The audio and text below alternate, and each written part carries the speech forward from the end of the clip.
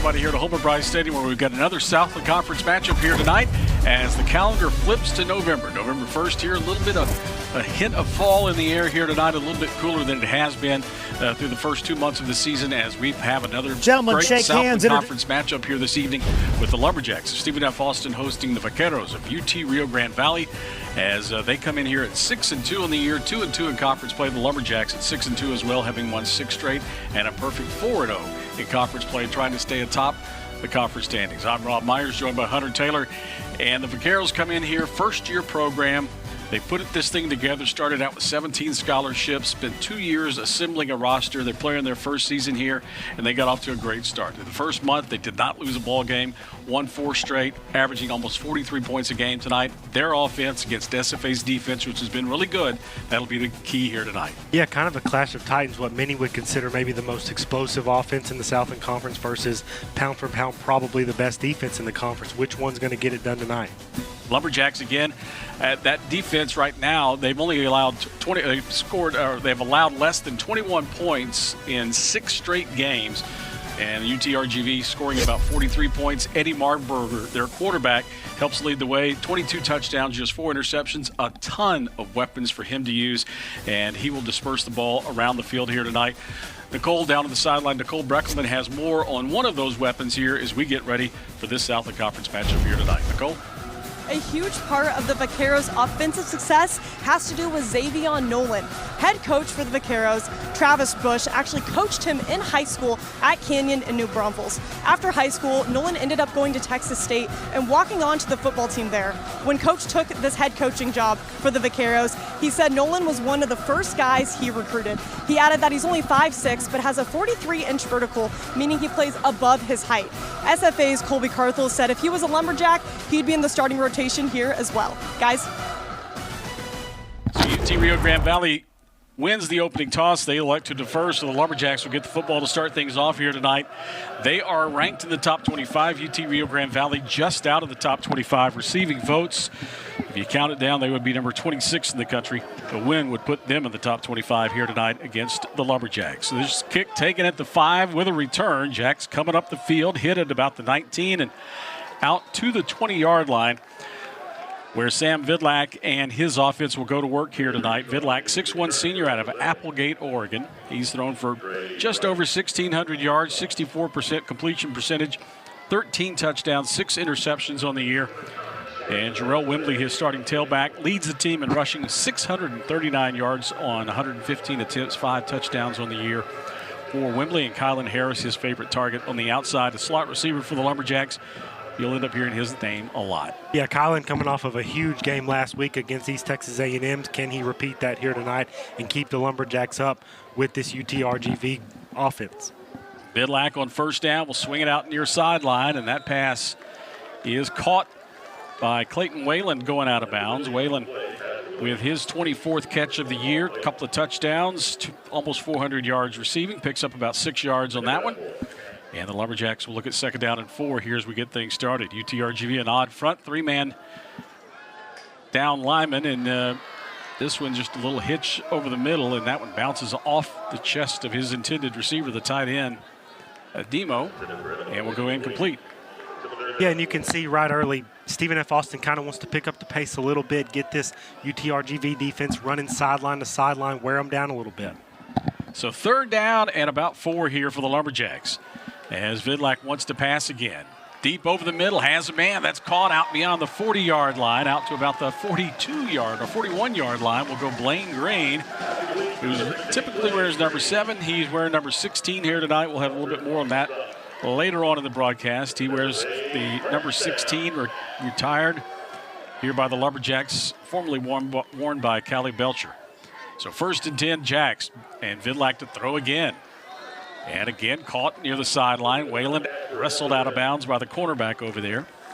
Dorian Blackwell on the stop. Transfer from Maine out of Folsom, California. That's good for 8, though. And a 2nd down and 2 as the Lumberjacks work quickly.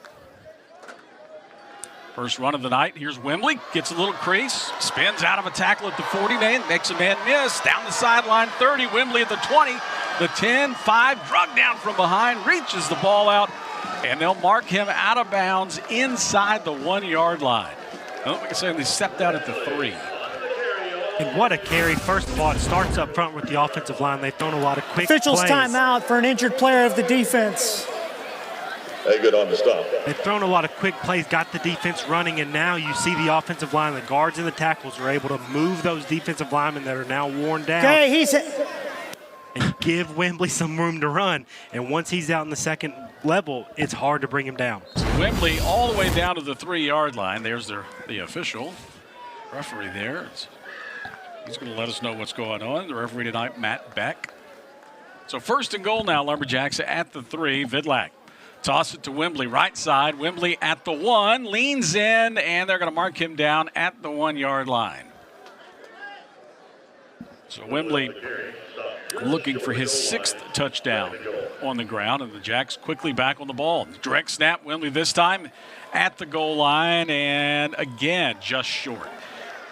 He ends up in the end zone, but they're going to say he's down literally inches away from the goal line here. As you see the ball there, less than a foot away. And they bring in another offensive lineman. That's Crowder, who comes in for the Lumberjacks. Jason Crowder. And I think maybe they review this. I didn't do anything. Ruling of the field, the runner was stopped short of the line to gain. The previous play is under further review. And you could hear somebody said, I didn't do anything. Well, they bring in that heavy package we've seen a couple times this year already. Gavin Rutherford, the second-string quarterback, more athletic than Sam Vidlak. They bring him in to run it. They bring in some extra bodies, a couple extra offensive linemen. We've even seen some defensive linemen come in. It'd be extra bodies in there to punch it in from this, what would you call this, maybe 4 inches? Yeah, literally less than the length of the football is where they have it spotted right now. And as I said, Wembley ended up in the end zone, straddling the goal line.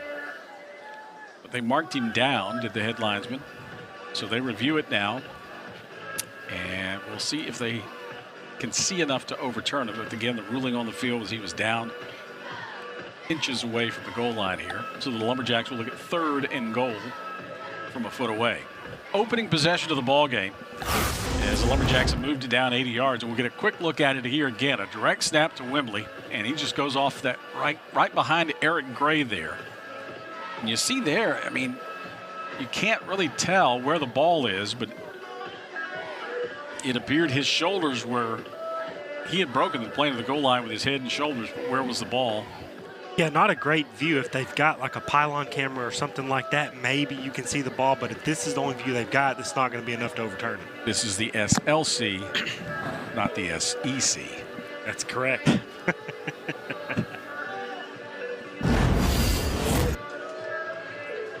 So they'll continue to review it. You see Travis Bush and his Vaquero unit across the far sideline. Again, first-year program, a 6-2 start, phenomenal first year. And we talked with him yesterday and mentioned that if you're going to start a football program, now's the time to do it, because with unlimited transfers and you can put a roster together. You don't have to go through those growing pains that a lot of people have in the past. Absolutely. I can remember a couple of first-year programs early on in my playing career that we played, and they were, starting from further back than the back foot. I mean, they just, again, no transfer portal back then, no NIL budget, any of those kind of things that help build a roster overnight the way that you can now.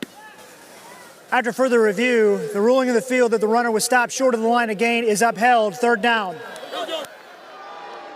So it'll be 3rd and goal for the Lumberjacks there, just inside the 1-yard line.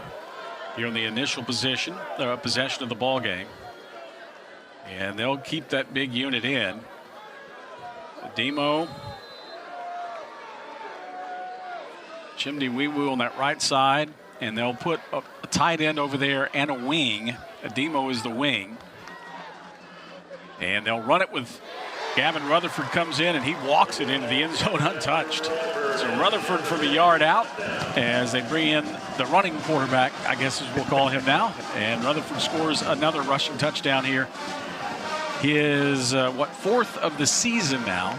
And the Lumberjacks strike first, 6-0 here to open the ball game. I mean, just look at the guards and the tackles. We call him the running quarterback. I think about any quarterback could have run that one in. I mean, the movement right there from the right tackle, shoving that end over and just creating all that space. There's no way that Gavin Rutherford doesn't just walk in. So an 80-yard drive, and the Lumberjacks tackle on the extra point, and they lead it 7-0 here over the Vaqueros of UT Rio Grande Valley, as we've got a timeout on the field. 7-0, Lumberjacks lead it. UTRGV gets the ball when we return on ESPN.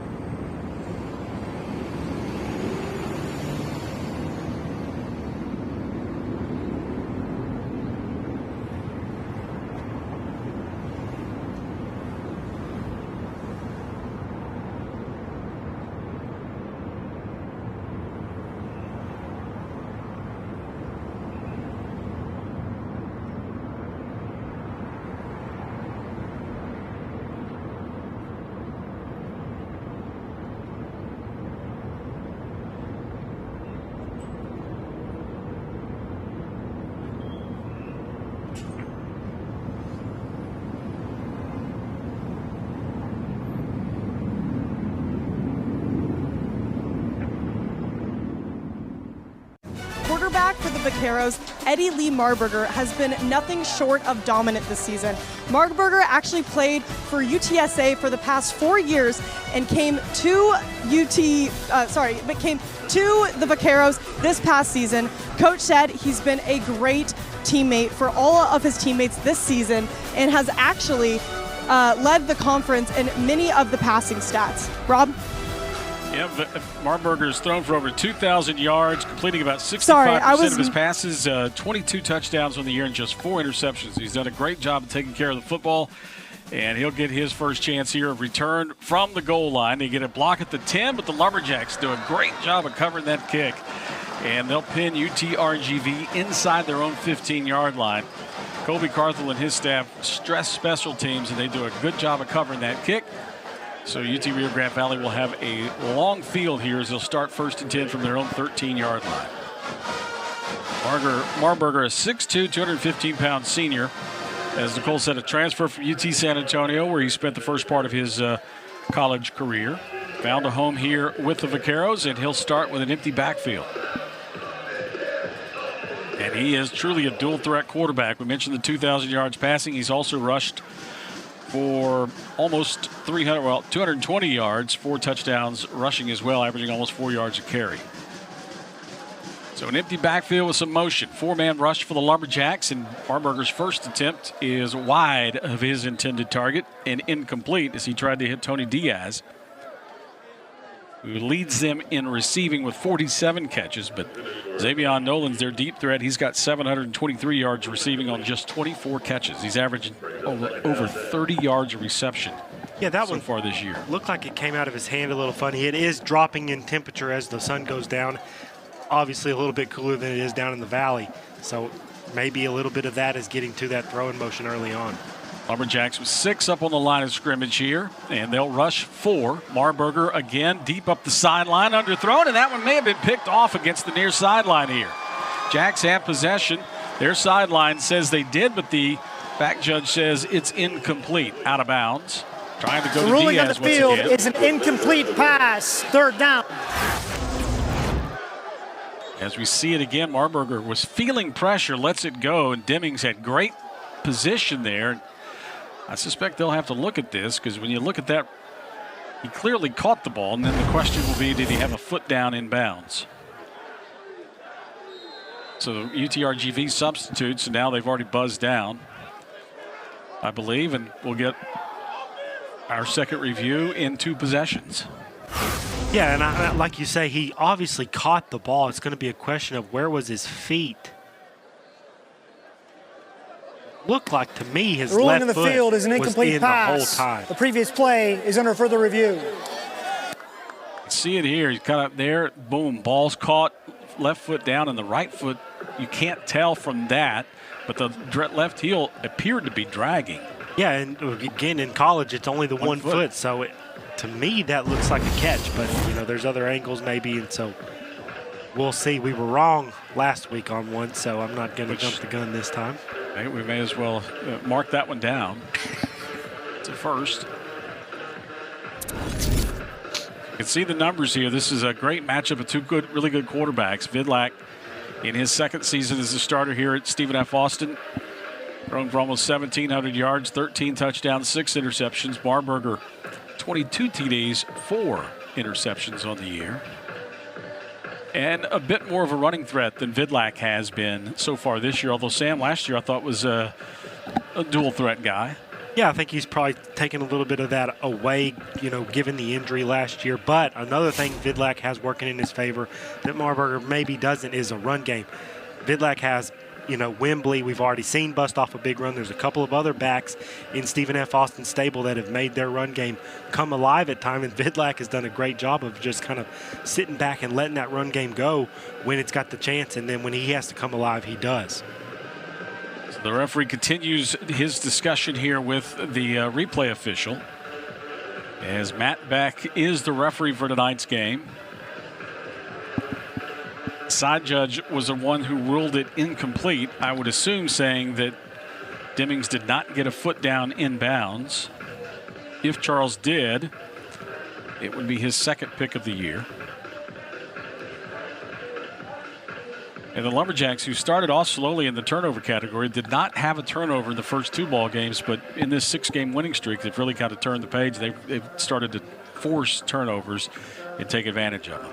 Yeah, and to be fair, they played Houston, obviously a bigger opponent than Abilene Christian, who's a ranked opponent, so a little bit harder to come by those turnovers in those first 2 games. But you're right, ever since, the defense not only has been able to maintain getting pressure, which they did in those first 2 weeks, but they've added the turnovers since then. Yep, they've forced 15 in their last 6 games. And we await to find out if this will be the 16th turnover forced now by the Lumberjacks, as this is a lengthy review. So I suspect that the length of this, they're trying to figure out where's the ball supposed to be, is the clock right, all that sort of thing. But nobody's moving around yet. You can see Colby Carthel, he's standing off just a few feet away, watching intently. We see it again. Demings had great position. The entire sideline certainly thought it was an interception. The only guy that didn't is this guy you'll see right here in the white, the side judge. The other thing is, I don't really see a bobble when he's coming down. If he had bobbled it when he's coming down, then you got to kind of start questioning, well, should we be looking at the second foot because the first one doesn't count if he's bobbling it. But to me, it looked like he held possession the whole time. It looks like we're fixing to get a ruling on it now. Beck now with the official, the headset off. After review, replay to defender possessed the ball in bounds. It is an interception. First down, Stephen F. Austin at the 35-yard line. Give Charles Demings a So pick. Demings with his second interception of the year, and the Lumberjacks will have a short field. So they force a turnover here as Marburger was feeling pressure, and you saw him take a hit just after he let that ball go. And so he will throw his 5th interception of the season. Charles Demings, who is a prospect to play on Sundays, according to NFL scouts that come through here, picks off his 2nd pass of the season. And the Lumberjacks, who already lead 7-0 here, with a chance to add on another score, take it over 1st and 10 at the 35-yard line, just 2.5 minutes into this one. So Sam Vidlak sets him up. He will send Clayton Whalen to the top of the screen. Kylan Harris in motion across, and the Lumberjacks will run it inside with Wembley behind right tackle. And Wembley will get it upfield to about the 33-yard line, a gain of 2, and they'll look at 2nd down and 8. Eric Gray quickly back over the ball here for the Lumberjacks to get the offense going. Little play action, swing it out. Whalen trying to get a block from Harris, and does, gets it down inside the 30-yard line. And Clayton Whalen with already his 3rd reception of the evening. And we'll give the Lumberjacks a 3rd and short now, 3rd and about 3 at the Vaquero 27-yard line. Little pitch coming right, trying to get the first down. Wembley has the first down as he gets it down to about the 23-yard line, a gain of almost 5. And again, it's the same thing we saw in that first drive. They're going to throw the ball to the edges, try to go quickly, wear this defense down, and then try to make something in the run game happen. 1st and 10 Lumberjacks now. Wembley again coming right, cuts it back to the left. And UTRGV coming downhill. They get some penetration down there from the safety that time, or actually their weak side linebacker, Jaden Haygood. Officials timeout for an injured player, offense. I believe that's Eric Gray, the starting center for Stephen F. Austin, so we'll see. We saw him kind of limping earlier in that first drive. He seemed to be okay, but now I'm pretty sure that's him down right now. So Gray, the trainer's out to look at him at the 20-yard line. He'd missed some time earlier this year.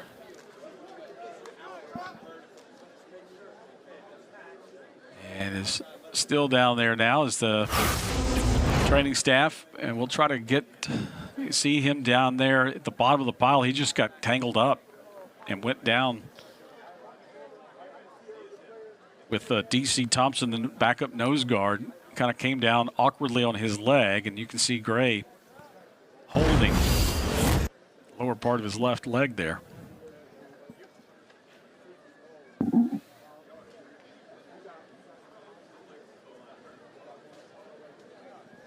So they help him to his feet. They've got Nicholas Perez listed as the second center, but we've seen Jake Henry at times go to center when Gray's been out earlier this year. And Gray coming off with a little bit of a limp, but it appears that he probably, hopefully, will be able to return for the Lumberjacks as they will examine his leg further, and we'll find out what the Jacks do up front.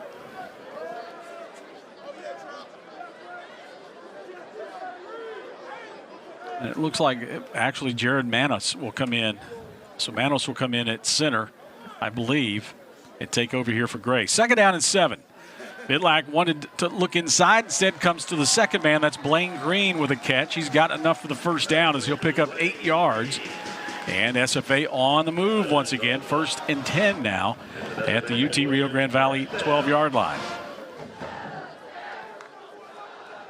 Jacks quickly on the ball. Here's Jalen Jenkins with his first carry. Bounces off the pile, trying to pick up some extra yardage. Will get stopped for a gain of 1, down to about the 11.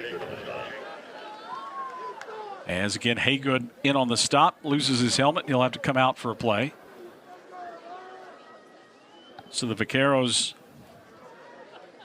rotating as many people in and out. Nathan Huerta is their starting nose guard, a transfer from Texas State. We've already seen D.C. Thompson out there, freshman from North Crowley. Jacks run it again inside. Not much again this time. In fact, may have lost a yard, as that was Jalen Jenkins. You see Graham, their safety. Elijah Graham, 22 tackles on the year. Transfer from Mercyhurst. Also has 3 interceptions for the Vaqueros. 3rd down and 10. Lumberjacks lead at 7-0. Vidlak wants to pass. They twist up front. Sam runs away from it to his left. Looks downfield. Has a man in the end zone. Caught. Nope. Incomplete. Coming down out of bounds was Clayton Whalen. as it will be ruled incomplete, and it's 4th and 10. And the Lumberjacks will settle for a field goal attempt after the interception by Charles Demings. We'll look at it again. Whalen again starts and just kind of trying to help his quarterback. Comes back and bobbles it and did not get a foot down inbounds as he was pushed out of bounds there.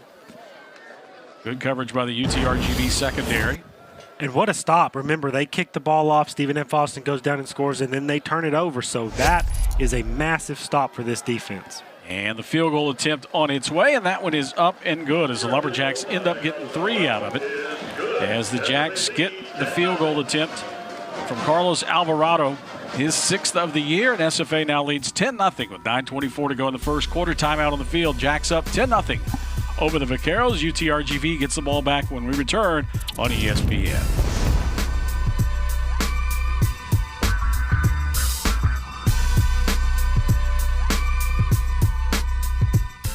Credit Union One offers everything you need to get the most out of your accounts every day. With digital banking, you can pay bills online, set up personalized budgeting tools, easily transfer money between accounts, and more. Plus, you can get paid up to 2 days sooner when you set up direct deposit. Get started at cu1.com.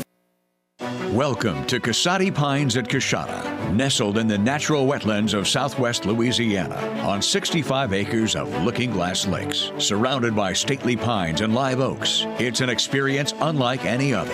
A challenging 18-hole par 72 championship course, 6 sets of tees, and a unique 19th tiebreaker hole. Ranked the 18th best golf course in the USA by Golf Advisor. Casati Pines at Coshada in Kinder, Louisiana. Louisiana's best bet. It's brutal. So slow.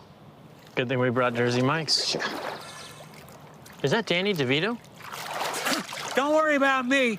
This is a commercial for Jersey Mike's. And at Jersey Mike's, the subs matter most. Freshly sliced right in front of you. That's what matters here. Almost forgot. I found your ball. It's a rock. Where the subs matter most. It's a Jersey Mike's thing. A sub above.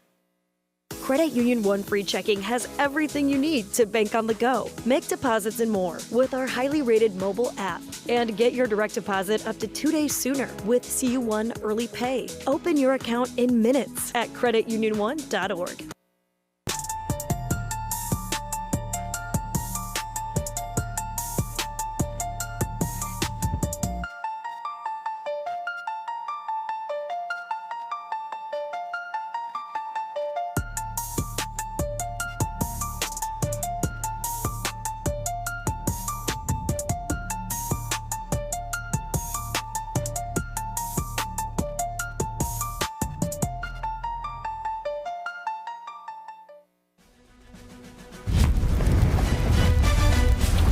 Carlos Alvarado with a field goal for the Lumberjacks. They lead 10-0 as SFA gets ready to kick this one off here to UTRGV. Vaqueros turned it over for just the 7th time this season on their first possession. This kick will sail into the end zone for a touchback, and UTRGV will start out 1st and 10 at their own 25-yard line. We go down to Nicole Beckelman down on the sideline. A little bit more about Callie Belcher Day here at SFA. Today's game carries special meaning for Stephen F. Austin. It's the annual Callie Belcher Memorial Game honoring former Lumberjack defensive back Presley Callie Bleacher. Callie was a 3-year starter and one of the hardest hitters in the Southland Conference, helping lead the Jacks to the 1993 playoffs before tragically passing away from a brain aneurysm at just 22 years old. He wore number 16, and after his passing, that jersey was retired the same year. But each season during the Callie Bleacher Memorial Game, one player is chosen to wear it in his honor. Coach Carthel told me that wearing number 16 is the greatest honor a Lumberjack can receive in this program. Tonight, senior wide receiver Blaine Green will be the one wearing number 16. The coaching staff told the guys during their team brunch before the game. Rob? During all that, Aaron Austin gets a sack of Marburger, knocks his helmet off, so Marburger will come out of the game, and Aiden Jacobson will come in at quarterback, as you see the replay there. But yeah, Blaine Green wearing number 16 here tonight. You've already seen him with a catch on the offensive side. The coaches get together and they pick out one player to wear the 16 each year. As UTRGV operates with a backup quarterback on 2nd and long, and they'll run it inside for little or no gain as this SFA defense. We talked a little bit about them in the open. They've allowed 21 or fewer points in 6 straight games, and they have just done a phenomenal job against the run.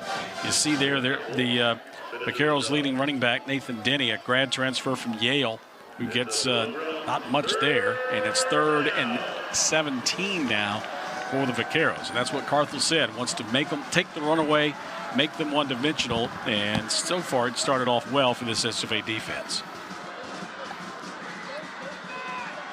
Marburger back in there, pressured with a 3-man rush, gets away, now throws late over the middle, tipped and incomplete. Almost throws another pick here in the first quarter. Yeah, and I mean, we got the sack on the first down. Aaron Austin, they tried to get a running back to block him. That's not typically a matchup you want to see your running back trying to block that defense's best defensive end. And then right there, Stephen F. Austin only rushes 3 and yet still gets Marburger off his spot. He has to move around a little bit, which brings his eyes down just long enough to where he puts the ball in harm's way there again. So 4th and long, 4th and 17 now as the Vaqueros will punt.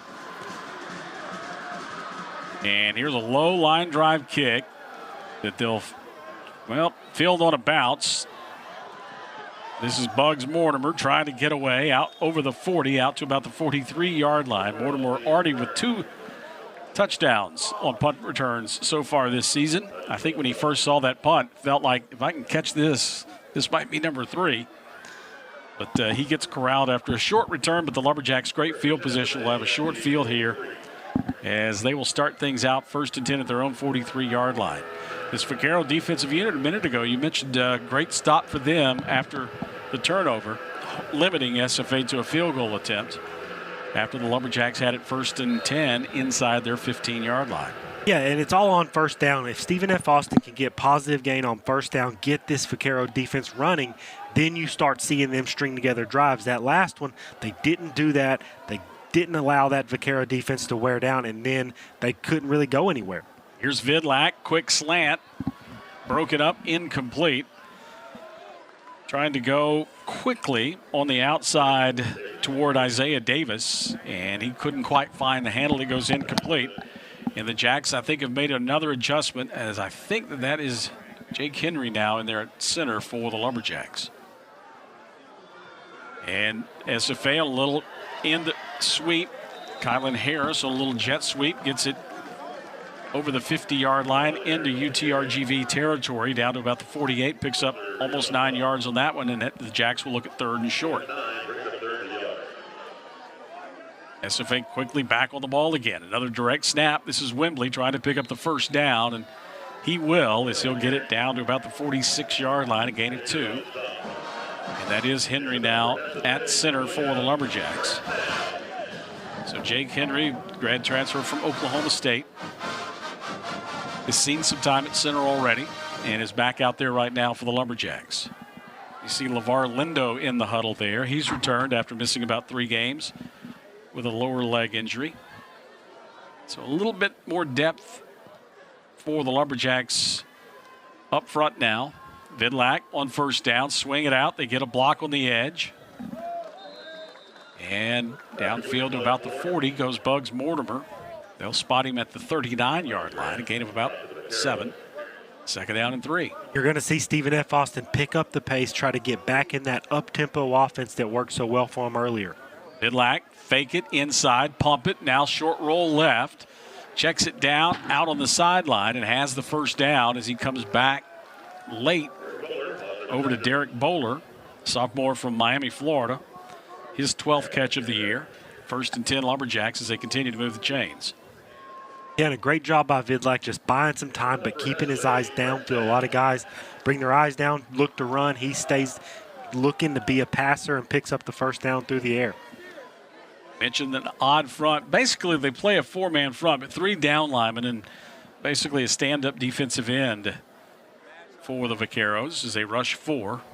And the Jacks run up the middle again for about 2. As SFA has done a pretty good job so far just kind of mixing things up. Started out heavy on the pass, then got Wembley involved. He picks up 2 more yards there, and it's second down and 8. As we play with 5:45 to go first quarter. Vidlak rolls right. Downfield, caught. That's Davis with another first down grab. All the way down to the 23-yard line. Sam is Vidlak right now tonight throwing the ball perhaps as well as he's thrown it in the last few weeks. Yeah, just a great job right there. That's a designed roll. They want to get him moving. Don't leave him in the pocket there. UTRGV already gotten a little bit of pressure on him. So right there, they just make a design run, and he does a great job of letting it develop. Seeing him late, Davis is coming. He's kind of the second dragger. It takes a long time for that guy to get in your eyesight, but once he does, he makes a great throw. First and 10, Lumberjacks again run it right side. Wembley again lowers his shoulder this time. Big collision, but picks up an extra couple of yards there as he gets it down to about the 19-yard line. There on the stop for UT Rio Grande Valley was TJ Neal.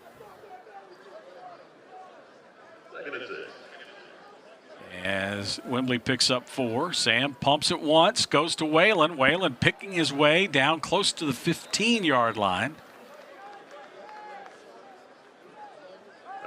Is SFA efficient here so far in this first quarter? Yeah, just a really good job of calling things that Sam's comfortable with, getting the ball out of his hands early and moving the pocket for him, doing a lot of things to give him easy completions, get his confidence, and then when it's time to go deep, when it's time to make a big play, he's doing it.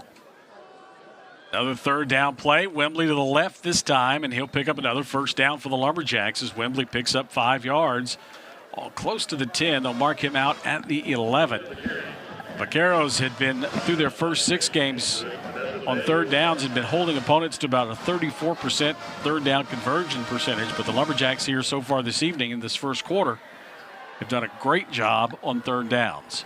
Yeah, and it's that the dualness of this offense, the ability to run it and throw it at a high level that you mentioned earlier that keeps this defense guessing on those third downs. Vidlak late, checks it down. Jenkins out of the backfield, stopped by the linebacker as he gets it down to about the 6-yard line. Good open field stop and perhaps a touchdown saving stop there. Spencer Rich, the middle linebacker, grabs him by the ankles as he'll pick up 6 yards line. 6 yards on that one, second down and 4. Nicole, I think, has got an injury update down there for the Lumberjacks. Thanks, Rob. Earlier in the game, we saw Eric Gray, center for SFA, walk off the field limping. He is currently walking on the sideline, still limping, and looks like he is pushing through the pain. He was just sitting on the bench, stood up, and put on his helmet. He is currently warming up and getting ready to go back in the game, so we should expect him to see him back on the field later on. Rob? So Jalen Jenkins that time running behind his replacement right now, Jake Henry. And Jenkins gets it all the way down to about the 1. And we wait to find out. It looks like it's going to be first and goal now, Lumberjacks inside the 1. Still out of the gun here on first and goal. Direct snap. Jenkins dives into the end zone. Touchdown, Lumberjacks. So Jalen Jenkins from a yard out. And the Lumberjacks. Jenkins will get his first rushing touchdown of the season this year, as that was Rutherford who had come in, lined up at quarterback. Everybody thought he was going to get the run. Instead, a direct snap to Jenkins. He'll dive into the end zone, and the Jacks up 16-0 here with 2:26 to go in the first quarter. Yeah, Wembley's kind of been the feature back for Stephen F. Austin the last handful of games, but we've seen Richard Reese have some big games, Jalen Jenkins, and then Anthony Williams Jr. They've all contributed at different parts of the time this season. Jenkins gets his first touchdown right there. So the Lumberjacks, after taking over in good field position with a short punt, they take it 60 yards and add another touchdown. 17-0 Lumberjacks. 2:26 to go first quarter. Timeout on the field. Back with more Southland Conference football on ESPN.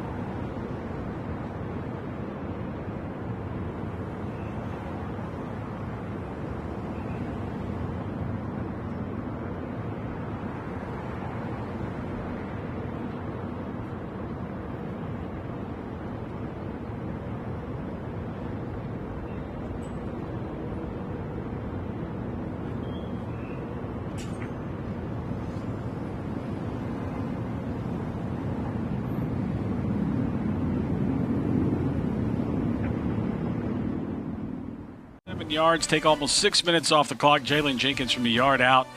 They lead 17-0 over the UT RGV Vaqueros. Here is a Southland Conference matchup. First ever meeting between these two. Lumberjacks to kick it off again, and it has been all SFA here in the first 13 or 12 and a half minutes of this, actually, as this kick will be fielded a yard deep, and they'll come out with it. The 10, the 15, the sideline, the 20, a little seam, and out over the 30. And line judge trying to figure out, he's trying to separate people. Now I'm trying to figure out where he's going to spot him out of bounds. There's a penalty flag on this return. Looks like they're going to give him the 43, but we'll see how far it backs up because of the penalty. During the return, holding number 0, receiving team, 10-yard penalty, first down. And they'll mark that penalty off from the 20-yard line. So instead of good field position out beyond the 40, they'll start out inside their own 10-yard line. As the other thing that this team had done, they had gotten off to phenomenal starts, the Vaqueros, is offensively, as we mentioned, they were averaging, 42 points a game, and they had outscored opponents tremendously in the first quarter. They'd gotten off to really, really fast starts. In fact, they'd just been phenomenal. Outscored opponents like 120-14 in the first quarter. All SFA here in the first 12 and a half minutes of this. Vaqueros from their own 10, run it right side, get it back to the line of scrimmage. As the SFA defense, Lawante Jerkin in on that stop as he helped bottle it up. And you see there, outstanding linebacker Malachi Williams up off the bottom of the stack. No gain there, second down and 10. And one thing about Stephen F. Austin's defense you don't see a whole lot of anymore is they are great tacklers. You don't get a lot of free, make the first guy miss and you bust off a 20-yard run on this defense. Today, you don't get a lot of practice time anymore, especially in pads. So a lot of teams aren't great at tackling, a fundamental thing, but Stephen F. Austin is. Four-man rush from Marburger again. That batted away as Demings again breaks on that ball and gets a hand on that and slaps it down as Charles Demings breaks that one up.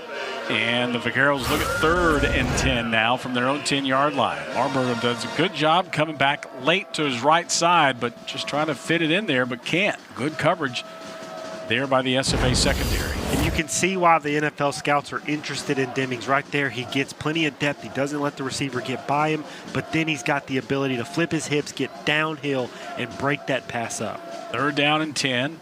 Back in the backfield with Marburger this time. They'll roll him out. Sets, throws, deep up the sideline. Breaking back, coming back, trying to make the grab, and they're going to say caught at the 45-yard line. Diaz with the first big play of the night for the Vaqueros, as he did a good job adjusting to that ball, coming back and making the grab. I think he might have only got one hand on this. And he may have bounced in there too. Yeah, I think they're going to look at this one. It looked like he got one arm on it. And Colby Carthell's going to make sure that they have enough time to look at it. He'll take a timeout. SFA, their first charge of the half. This will be a 30-second timeout. And that one replay that we saw, you could not tell in that replay if his arm was underneath the ball, but it certainly looked like worthy of looking at it a second time, you would think, as we'll look at it again here. Diaz does a good job of getting away that time from Mayo. And on that one, it's just tough to tell.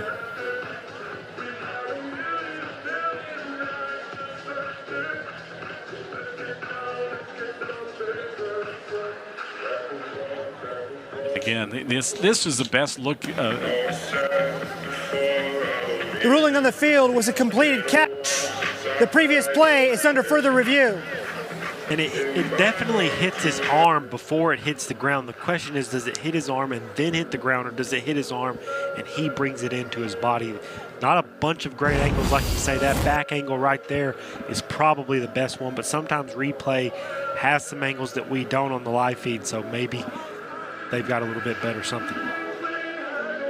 Yeah, but just based on what we've seen here, not enough probably to overturn it. No, it's got to be conclusive, and at best, it's kind of questionable. But, and if it stands, it'll be the first big play of the night for UT Rio Grande Valley, who so far in that first quarter prior to that, they had been held to negative yardage. In fact, it was 160, the total yardage prior to that play. So far in this one was 160 total offense for the Lumberjacks to -1 for UT Rio Grande Valley.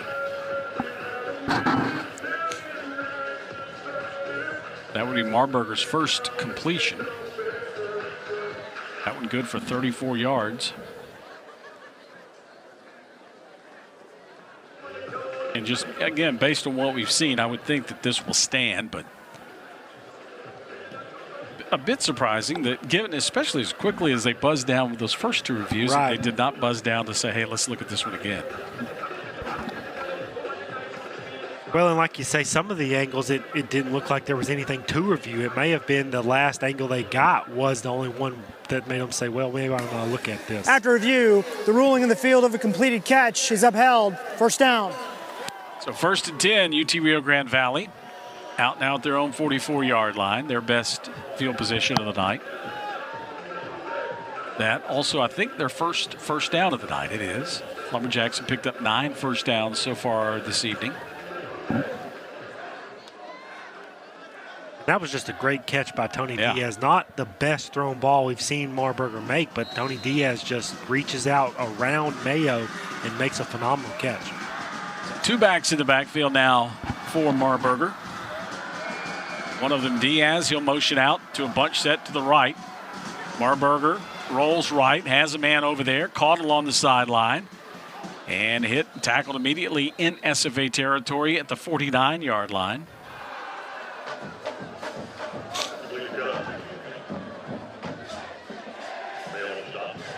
As they'll pick up about 8 yards on that one.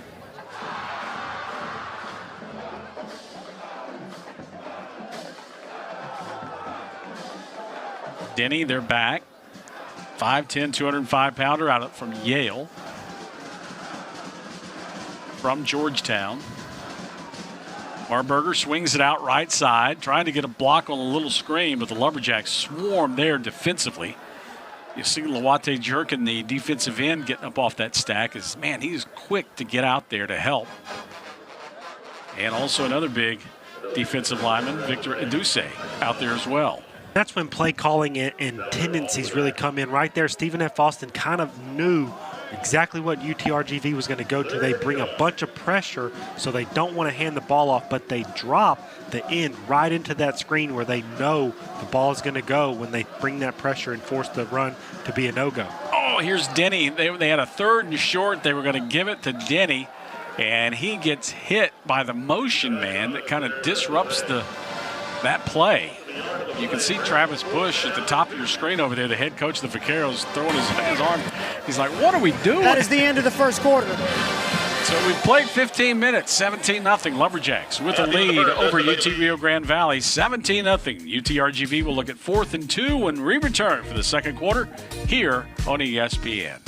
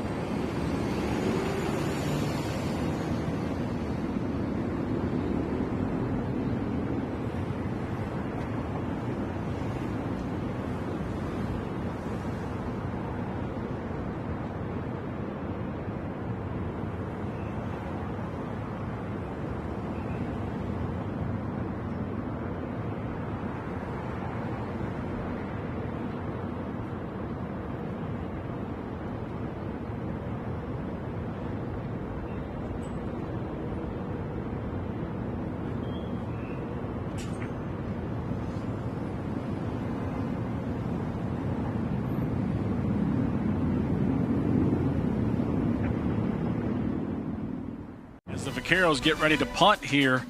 And Bugs Mortimer drops back deep for the Lumberjacks. 4th and 2, and an end-over-ender that Mortimer will let bounce at the 5. It'll check up and stop at the 4. And the Vaqueros do a good job of getting downfield to kill it at the 4-yard line. With the Lumberjack offense will go back on the field. Kylan Harris, a big part of that SFA offense. Nicole has a little bit more about him. Thanks, Rob. Last game, Kylan Harris set a new program record with 16 receptions for 183 yards and 2 touchdowns.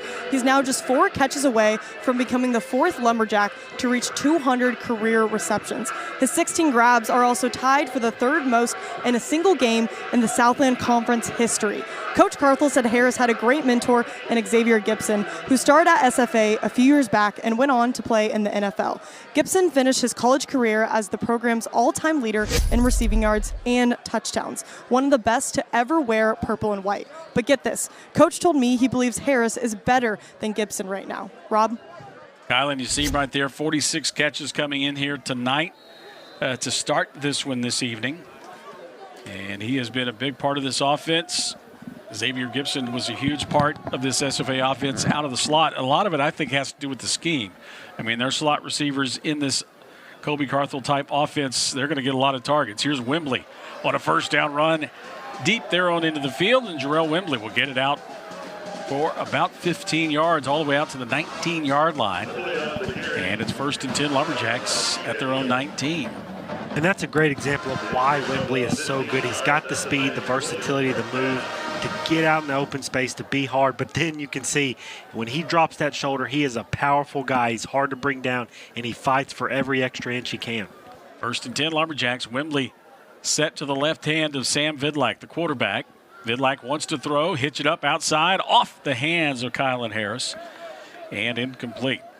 Covered out there on the edge by the cornerback, Logic Hudgens, a senior out of Glen Burnie, Maryland, a transfer from Florida Atlantic. Incomplete.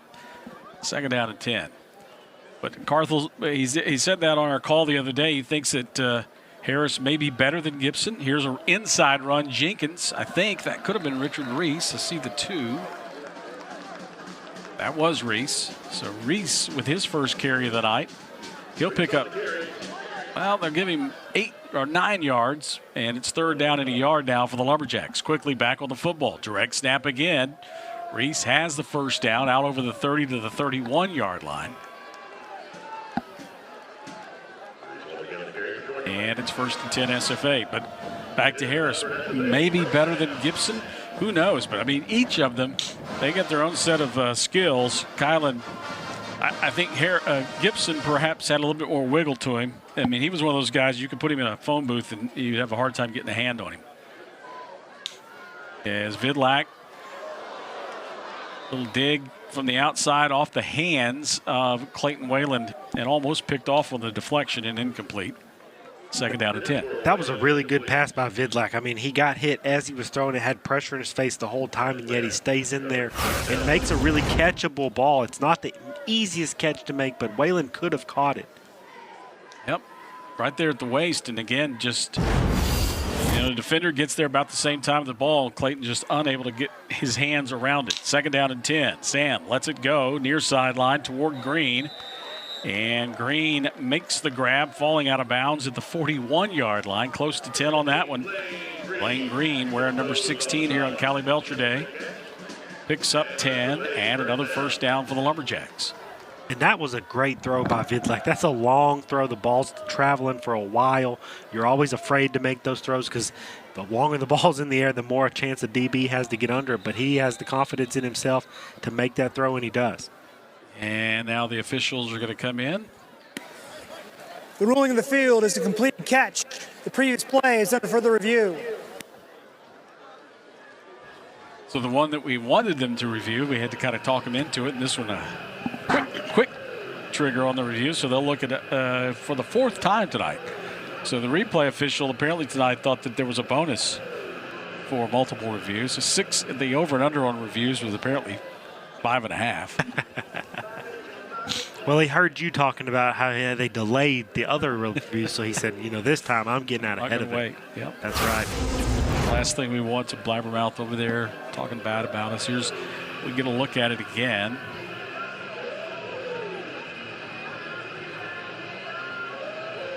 I would think that the end zone look will be the only one where they can see his feet, because the sideline, the high camera here on the near sideline, just the players along the sideline kind of shielding it here. And we'll get a look at this one. Mentioned how well it was a well-placed ball. And it looked like he was dragging his feet. Both officials came in immediately, and they both agreed that it was a catch, so we'll see if they overturn it. Only one has been overturned tonight. This will be the 4th time that we've had a review. After review, the ruling in the field of a completed catch is upheld. First down. So 1st and 10, Lumberjacks at their own 41-yard line after the catch by Blaine Green. So Vidlak having a good night. I think he is now 12 of 15, and that will put him at about 92 yards through the air here through the first quarter in a handful of minutes in the first half. Yeah, but it's just been very efficient, been doing a great job of taking what the defense gives him, not trying to force anything, staying in there, delivering good strikes to open guys.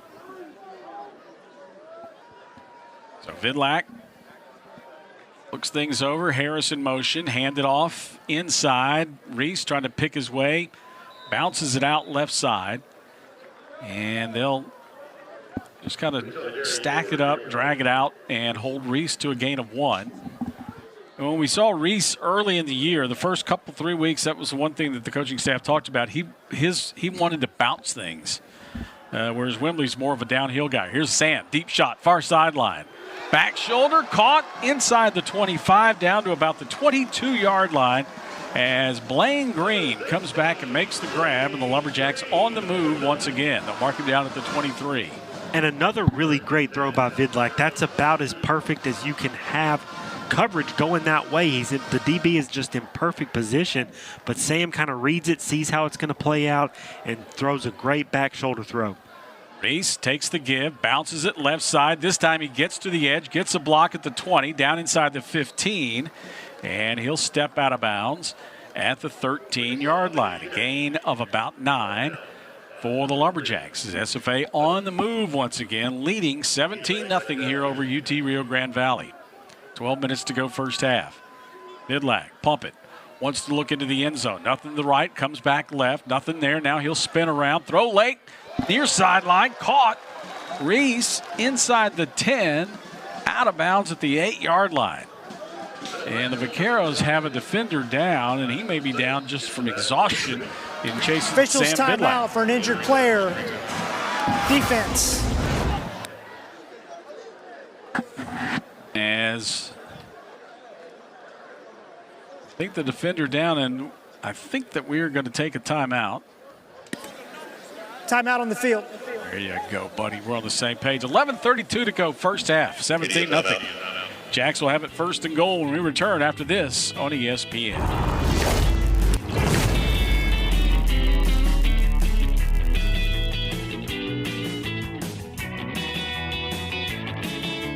If you're looking for the right school,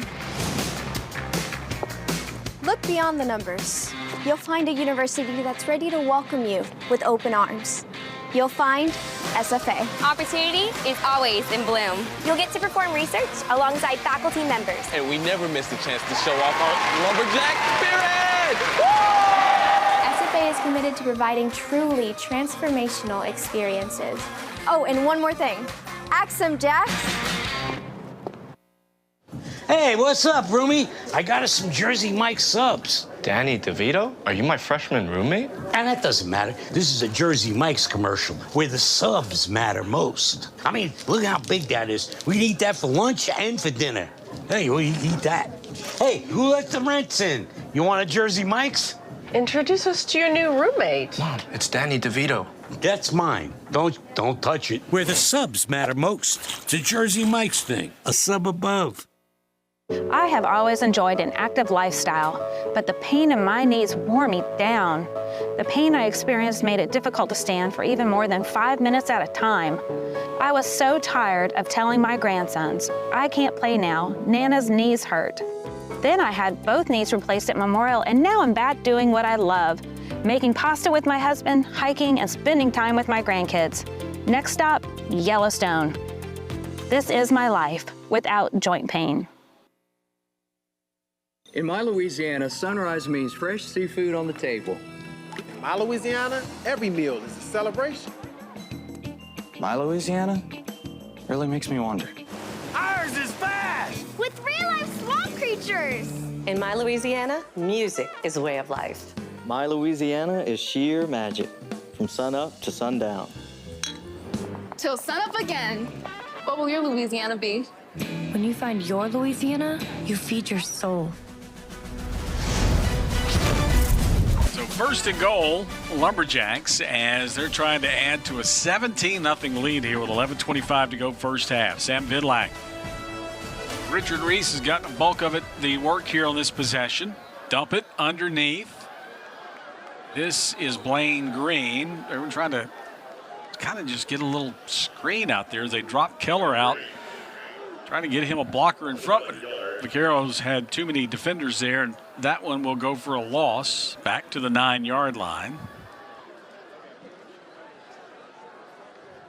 The last few trips in the red zone, Vaqueros defense have gotten hyper aggressive, so that's why you see that screen call right there. The offense is trying to slow that rush down a little bit.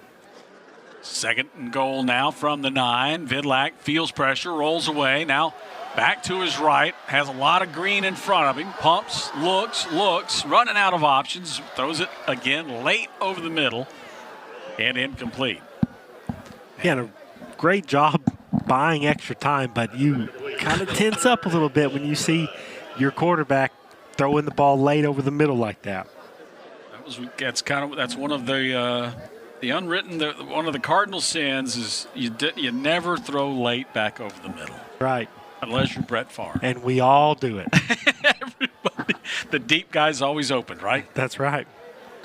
So here we go. Third and goal now, Lumberjacks. They'll empty the backfields. Wembley back in there. He'll line up in the slot right. Vidlak at quarterback. 3-man rush, UTRGV. Vidlak rolls left, directs traffic. Now throws into the end zone, trying to get a man. Touchdown, Lumberjacks. Clayton Whalen with the grab.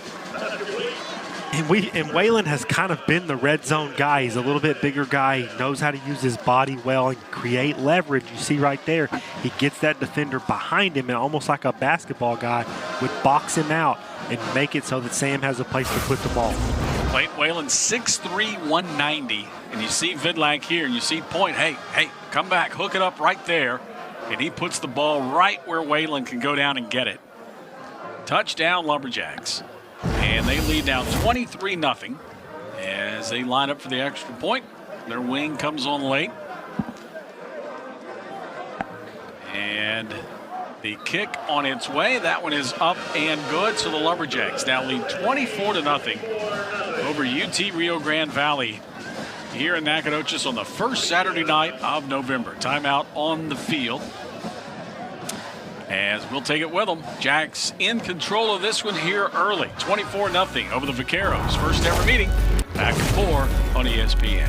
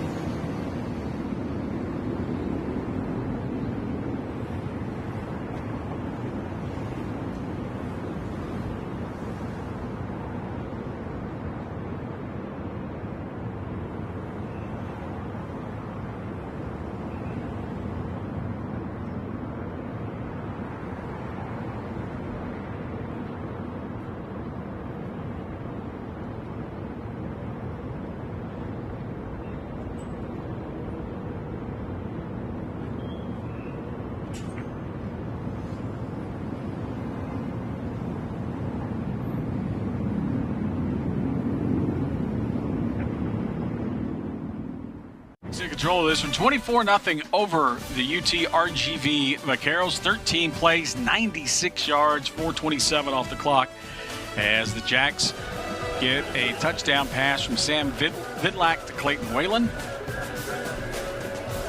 And UT Rio Grande Valley looks for some offense as Jacob Hand kicks this one away.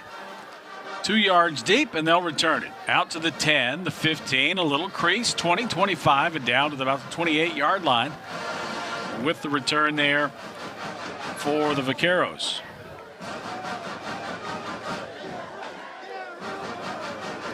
And the UT Rio Grande Valley will take the field here now, having run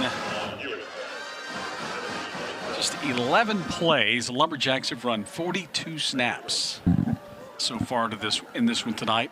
Jacks 42 plays, 256 yards. UT-RGV 11 plays for 35 total yards of offense.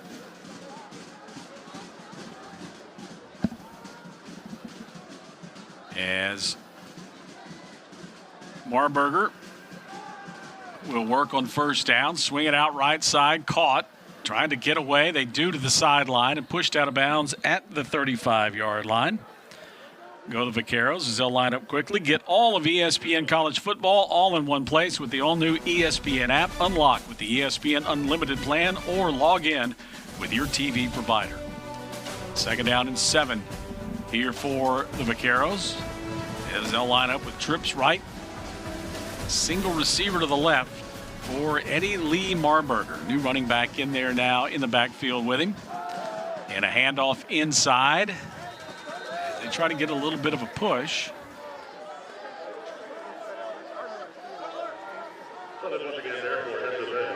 As on the carry that time for UT Rio Grande Valley is TJ DeMint, freshman out of Bernie. He'll pick up a couple. Third down and a yard now for the Vaqueros. As SFA will try to get off the field, and they'll line up in a little wildcat formation. DeMint again runs into a stone wall, but the pile keeps pushing forward. He'll have the first down. Needed one, gets about 1.5.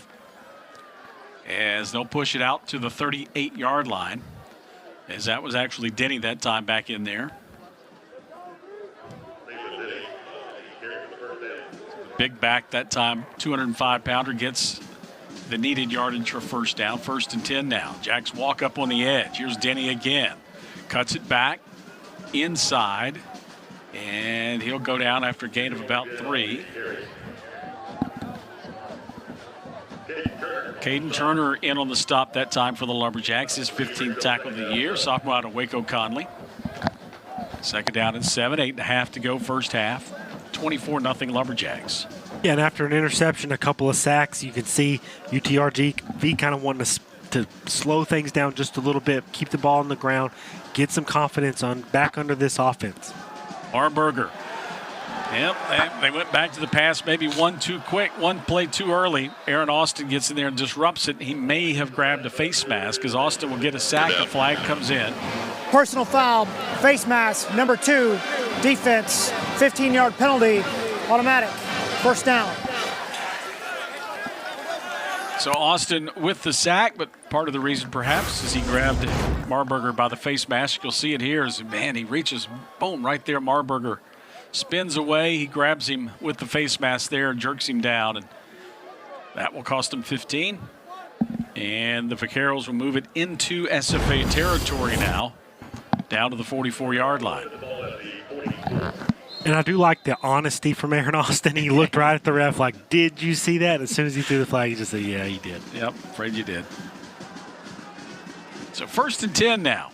Vaqueros trying to get something on the scoreboard here. Marburger again under pressure, just dumps this one away into a void in the middle of the field there. And incomplete. And now some talking. I assume Victor Aduse thinks it's against UT Rio Grande Valley. One of their offensive linemen pleads his case to the referee there. Yeah, Aduse is a thespian, to say the least. Whoa! He is, he's got a future in Major League Soccer. That's right. Aduse flops, and we'll get 15 out of him. after the play was over, unsportsmanlike conduct, number 79, offense, his first of the game, 15-yard penalty, replay, first down. There is no foul for intentional grounding. There was a receiver in the area. Wes Thompson was penalized for pushing Victor Aduse to the ground. Wes is a big guy, 6'6", 325. Victor Aduse went down. He's he's not a defensive back. Aduse 6'1", 297. It's hard to push 297 pounds down, but it's a little bit easier when the 297 wants to go down. So second and long now. Second and 25 after the penalty. Pushes them back into their territory. Vaqueros and Colby Carthel not seeing something. Timeout. SFA, their second charge timeout of the half. This will be a 30-second timeout. Carthel burns the timeout. Correction, this will be a full media timeout. Okay, so we'll take a timeout. 7:49 to go, 24-0 here in the first half. Lumberjacks with the lead. Rio Grande Valley looks at second and 25 when we return here on ESPN.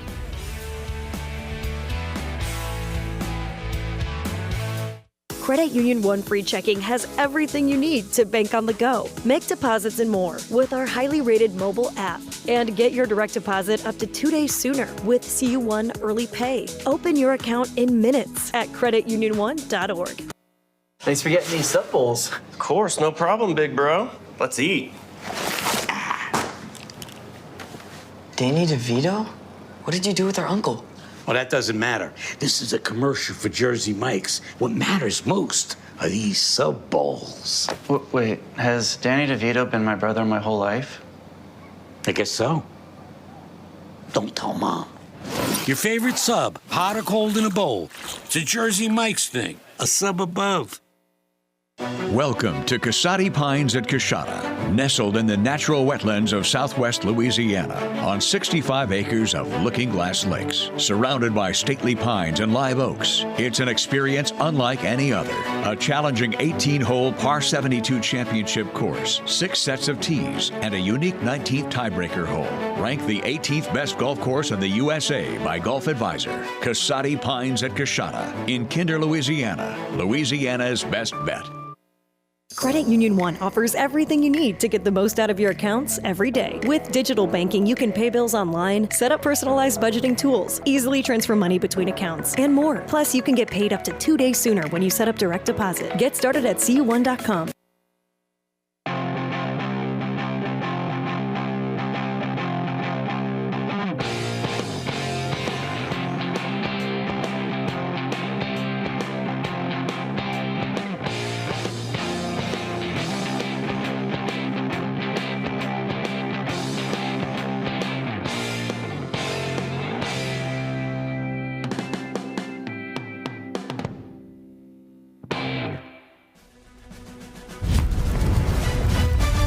Second down and 25 now for the Vaqueros as they work from their own 42-yard line. Marburger swings it out left side. Aaron Austin out from his defensive end spot, but the Lumberjacks secondary, Mayo, gets there before Austin could to make the stop on Diaz. Tony Diaz with the catch, but that one goes for no gain. Third down and 25. Mayo lost one. Third and 25 now, and tough when you're this far behind the sticks to try to pick this one up. Those are the ones we talked about earlier. You just don't get any freebies against this defense. You throw a screen out there, maybe you pick up 8 yards, but against this defense, you don't. Three-man rush, deep shot downfield, and picked off. Lumberjacks is that one off the mark, and SFA will pick it off, their second interception of the night. As coming up with this one is Mayo. As he picked Jalen Mayo, the junior. Result of the play is an interception. First down, Stephen F. Austin. Junior from Hampton, Virginia. Mayo with his second interception of the year. And the second forced turnover of the night here for the Lumberjacks, who are already in front, 24-0. Now we'll try to add to it. Yeah, Mayo comes downhill on the second down play, gets a tackle for loss, and then right there on third down, just reads the quarterback's eyes. They're in kind of a prevent defense as it is, comes and makes an interception. So they'll bunch 3 receivers out to the left, and they will hand it to Jenkins coming right. Jenkins hit from behind, falls forward for a couple of more yards, out to about the 37-yard line, picks up 5. And the Jacks will look at 2nd down and 5 now. Sam Vidlak having a great night, 16 of 22, 140 yards. Same formation SFA. This time they'll throw out of it. Vidlak pressured, hit, and down as he is sacked for the first time tonight all the way back to the 28-yard line, as they'll lose about 7 yards. He had a man up the middle of the field, just didn't have time to get it to him. Yeah, the tight end was kind of turned loose, but the reason for that is they brought some extra guys trying to get pressure on the inside, and you see that they do. They bring that linebacker. Stephen F. Austin originally does a good job of trading it off, but that defensive end comes in from the outside, comes inside, and beats the man. Bubble screen, Bugs Mortimer, instead of inside, breaks it out, gets to the edge, gets it out over the 40, gets the first down on 3rd and 14 as he'll get out of bounds near the 45-yard line. Waiting to see where they spot him out at the 44. Needed 14, gets about 16, 1st and 10 Lumberjacks, as Bugs Mortimer just does it on his own. Yeah, those are the freebies we were talking about in the opposite way a minute ago against Stephen F. Austin's defense. You don't get right there. Throw a screen, the ball does not travel a yard in the air, but Bugs turns it up for a 16-yard gain. Quick hitch on the outside, Davis hit immediately after the catch and is spun down at the 49-yard line. Good open field tackle there for the Vaqueros that time, as the cornerback, Logic Hudgens, again holds the gain to just 5. 2nd down and 5 now for the Lumberjacks. And their scoring drives have been long, kind of time-consuming drives. Again, a 97-yard scoring drive a few moments ago took 4.5 minutes. Earlier, almost 6 minutes taken off the clock.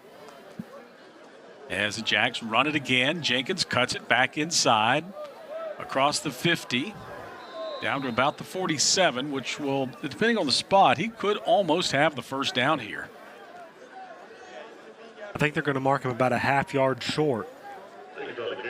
But a really good job by Jenkins. Great vision. It's meant to be kind of a mid-zone, kind of off-tackle play, but it opens up backdoor in the middle of the field. He cuts it up and makes a great play.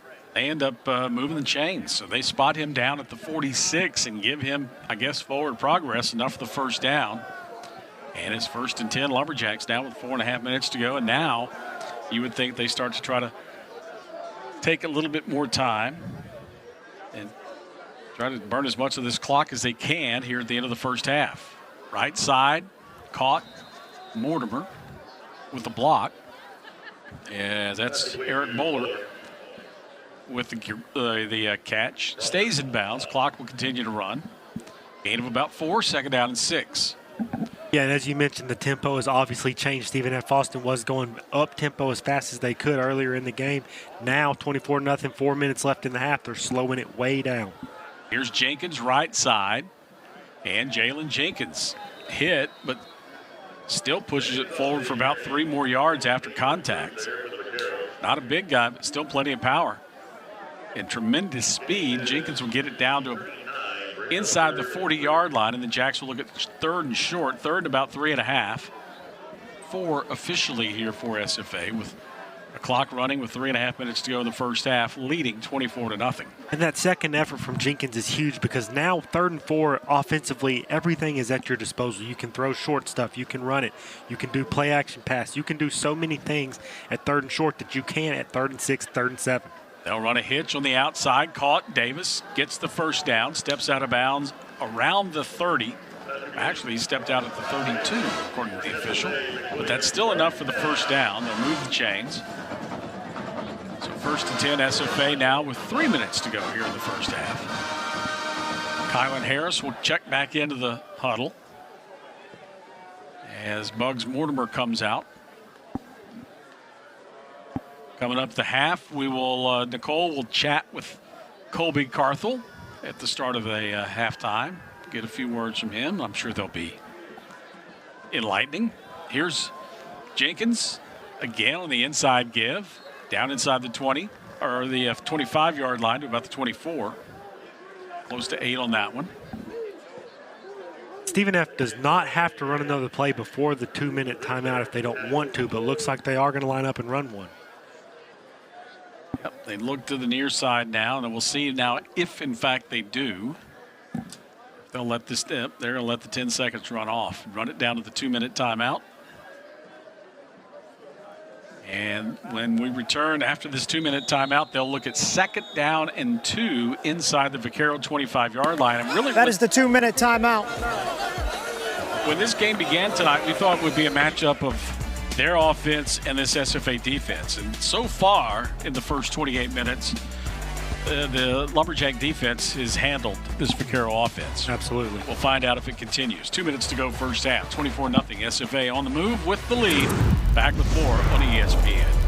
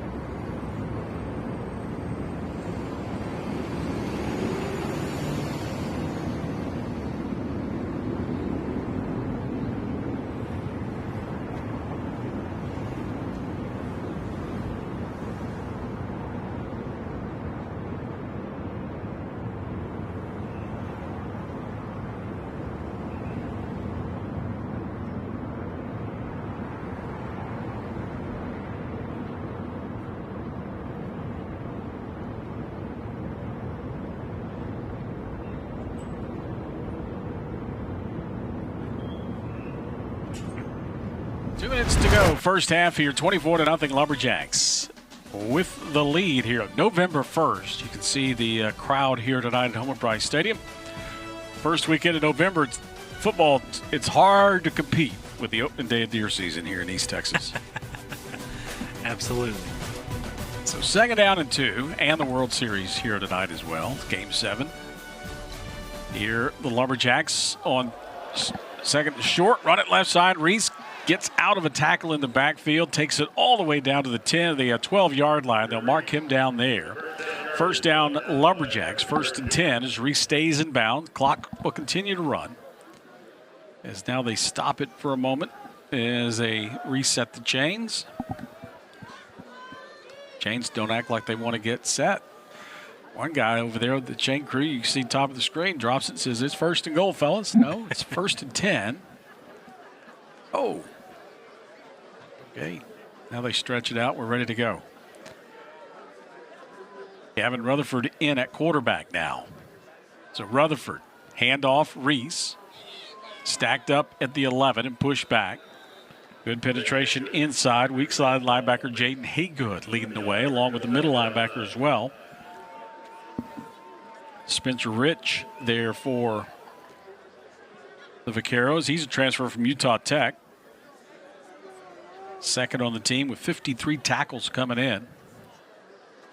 And this has been about as perfectly executed of a 4-minute drill as I've ever seen. I mean, you hear 2-minute drill all the time, but teams go over 4-minute drill. We want to kill as much time, 4 minutes, as we can. Run the ball, keep the ball on the ground, finish it in the end zone as time expires. And if they do that part, they've done everything else so far. Here's Rutherford on the keeper, coming left. Gets wrestled down inbounds at the 9. They'll mark him down at the 10, actually. As Rutherford now will come out. And Vidlak will come back in on 3rd down and 8.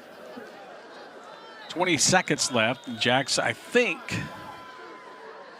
will let this run down. They've got one timeout remaining. SFA, their final charge timeout of the half. This will be a 30-second timeout in length. So they take the timeout here, and they're going to give Vidlac one shot at it to either try to pick up the first down or get it in the end zone. And then try to put points on the board or settle for a field goal attempt from Carlos Alvarado. Yeah, and a lot of times in these situations you say, well, we don't want to put the ball in harm's way, maybe just run it, see if we can bust something. But Sam has been so good here tonight. He's been so efficient. He's kept the ball out of harm's way that I think this offensive staff is comfortable telling him, hey, if you think you can get in it, go for it.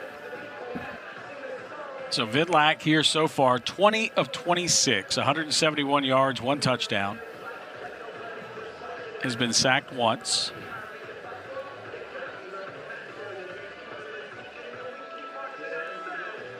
He looks 3rd down and 8 here.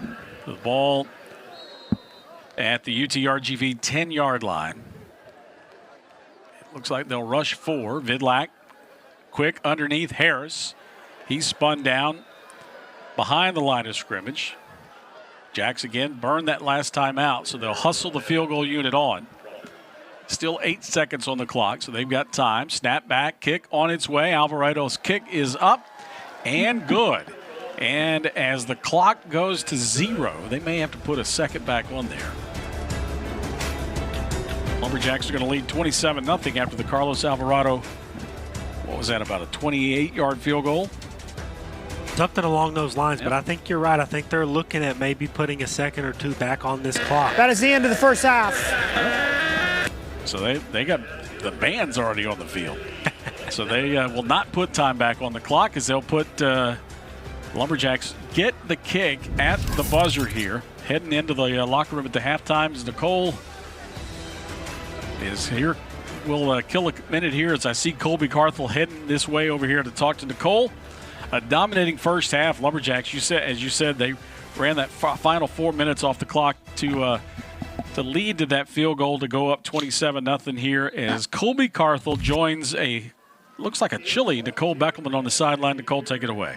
Thanks, Rob. Coach, earlier this week, you told me that you think Marburger is the best quarterback in this conference. You guys have obviously done a great job at containing him. What has been the key to your defense's success so far? Well, defense has something to prove. The story's been about them all year, and defense, we've got a good defense, and to have the number 1 offense in the league coming in, number 2 scoring offense in the country, that's a great challenge, a great opportunity for you to show what you are. And so you're seeing that defense play with their hair on fire. Starts with the guys up front, stopping the run, great pressure, having some picks and getting after them a little bit.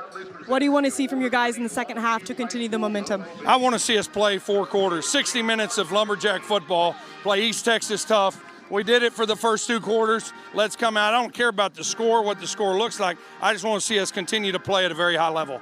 Coach, thank you. Thank you, Axel. Guys, don't go anywhere. We have more coming up during halftime.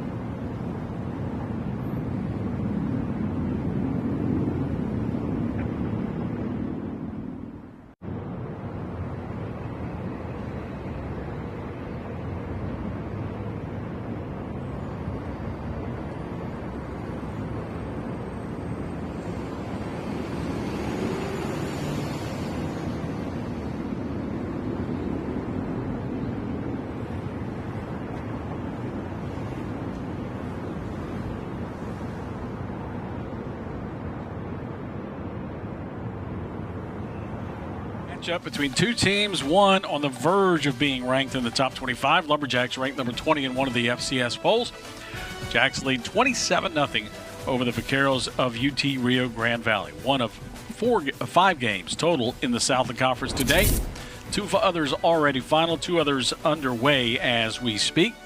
The finals this afternoon or this evening, Incarnate Word beats Lamar 24-17. Nichols over Houston Christian 31-7. The other 2 games underway, both of those games at the half. McNeese leading Northwestern State 29-3 at the half. And Southeastern Louisiana leading East Texas A&M 35-0. It could be that Southeastern they're on their way to a win tonight. Lumberjacks appear to be on their way to a win tonight.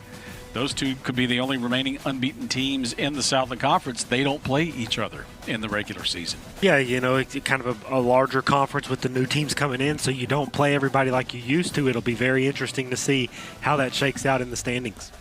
Lumberjacks final 3, or 2 of their final 3 on the road as the calendar turns to November here, as they will be at Houston Christian next week. And then at home, their final home game against those Lamar Cardinals, who lose to Incarnate Word today. And then they'll close out the regular season on a Thursday night, midweek, at Northwestern State on November 20th. So 3 of them coming up in the next, 20 days for this Lumberjack football team. 2 of those on the road at Houston Christian and at Northwestern State. And Lamar sandwiched up between those 2 here at home. You see the UTRGV schedule for the Vaqueros. They return home. They'll host Nichols next Saturday. Then on the road to Lake Charles to take on the McNeese Cowboys November 15th. And then close things out in the Valley against East Texas A&M on November 22nd. But a successful first season here for the Vaqueros as they come in here 6-2, but they find themselves on the short end of it, 27-0 to the Lumberjacks here at the half. Back with more halftime coming up. This is ESPN Southland Conference football on ESPN.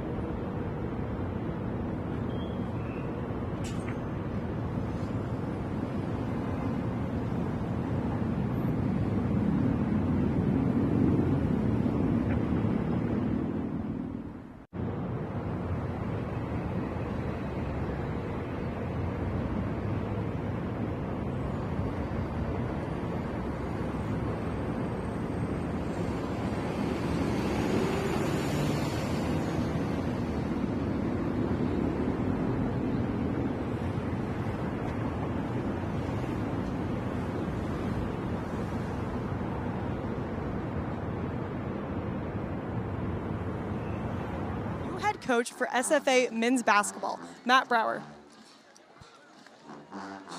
So, Coach, this is your first season as the Lumberjacks head coach. What brought you to SFA?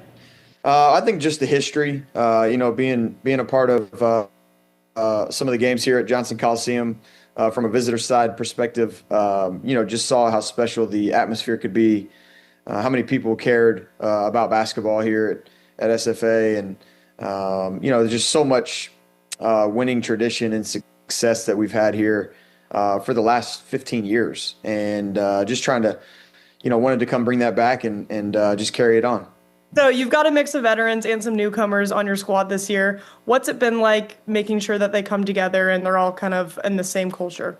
Yeah, I mean, ultimately they all came here for the same goal, and that's to win a championship. And, when they sat in my office and we recruited them as a staff, that was the number one goal. That was, I don't want them to come to SFA because of, they want to put up a ton of stats individually, or if it's about the NIL money or anything of that nature. I want them to be here because of the tradition that we have, the winning success, and just being a part of a championship culture. And the expectations are to win championships here, and I'm not going to shy away from it. I didn't want them to shy away from it, but at the same time, I wanted them to know what the expectations are, and that's what we hold them to every day.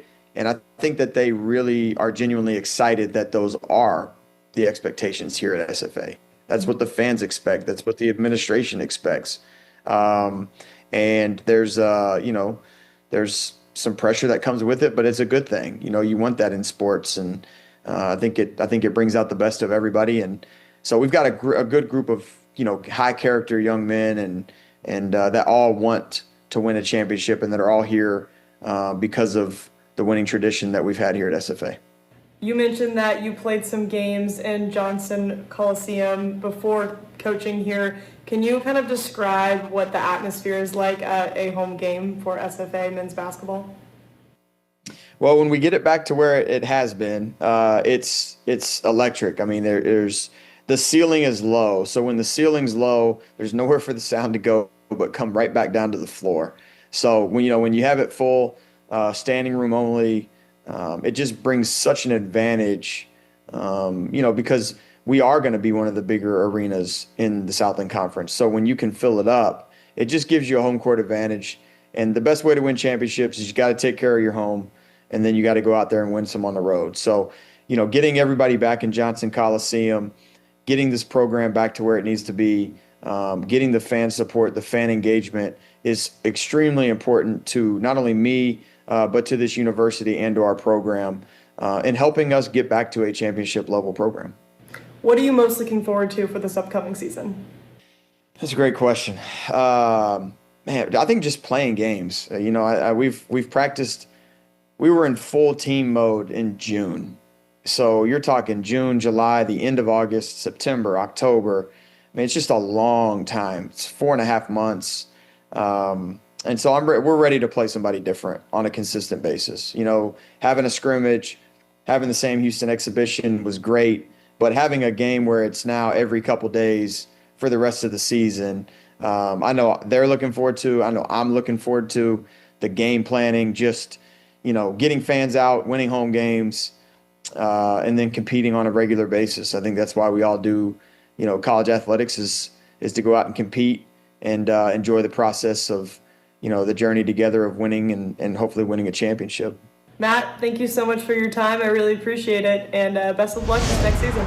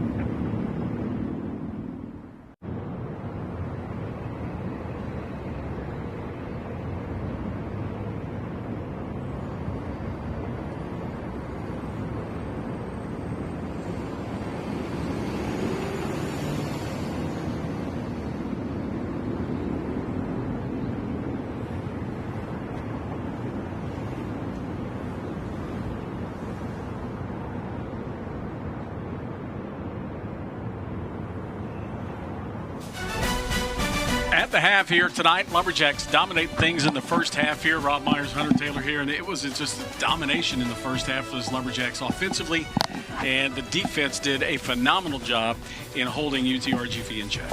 Yeah, you heard Coach Carthel right there at halftime with Nicole. They had been hearing about how explosive this UTRGV offense was as two, and they've been preaching all week, hey, this is your chance to show how good of a defense you are, and they've done exactly that, pitching a shutout in the first half. Pitched a shutout. This is a team that was averaging 42.5 points a game coming in, and blank them in the first half, hold them to 50 yards of total offense. It was a dominating first 30 minutes of football. 2 turnovers, a couple sacks, pretty clean game, only the 1 penalty on the face mask, but this defense has been relentless all night. Can they keep it up for another 2 quarters? That was Coach Carthel's challenge to them at the half. The other thing that to keep in mind, too, is that as we head down the stretch here in November, this is a defense that when you're playing defense like this, you can play a long time into December. Absolutely. You're already in the top 25. We talked about Southeastern Louisiana being the only other undefeated Southland Conference team. They're going to be looking for some playoff implications here moving forward. Mentioned 50 yards of offense in the first half. Let's look at those first half total statistics here. Is again, Lumberjacks over 300 yards of offense in the first half, as they have 143 on the ground and 170 through the air, and you see UTRGV's numbers there.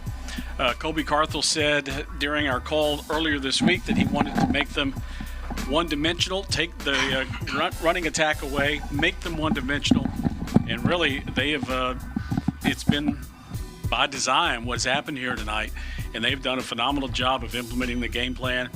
UTRGV unable to run the ball, and Marburger unable really to have any time to find people open downfield. Yeah, Coach Carthel wanted to make them one-dimensional. I think he would have been ecstatic if you told him they were going to be zero-dimensional, which is exactly what they've been here so far tonight.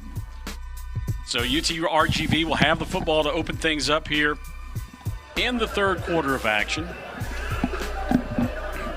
And they have tried to return it and have gotten a couple of decent returns here. This kick will sail into the end zone for a touchback, so they'll start things out 1st and 10 at their own 25-yard line. Marburger, their quarterback, 5 of 11, 50 yards, 2 interceptions. Remember, he'd only thrown 4 all season. Threw 2 in the first 30 minutes, was sacked once. And Nathan Denny, their leading running back, 5 carries for a total of 5 yards. Yeah, and I think a lot of it starts with the pressure Stephen F. Austin's defense have been able to put on him, kind of forcing him into some situations he didn't want to be in, forcing him into some throws he really didn't want to make. So the Jacks, 1st and 10 here. The defense goes back to work. Marburger, short set, nobody open. Now out of the backfield, will dump it down. And the Lumberjack defense again answers the bell. Denny with the catch, tackled immediately for a loss back at the 23-yard line. We go down to Nicole Beckelman on the sideline.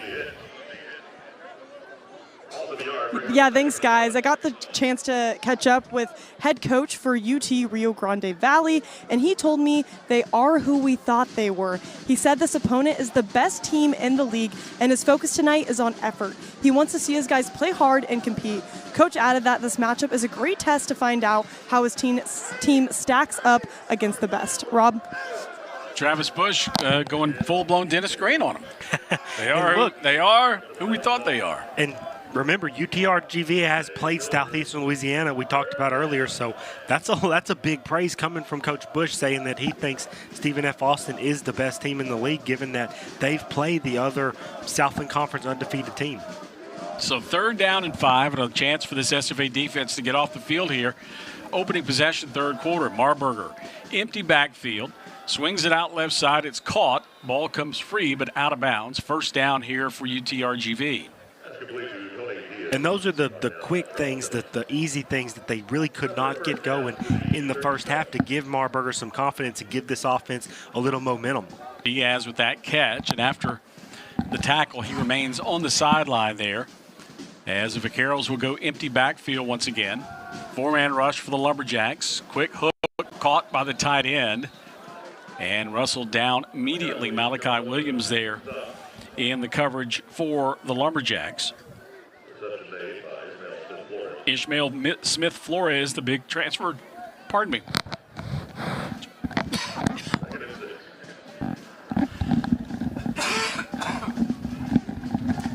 transfer tight end from Nebraska.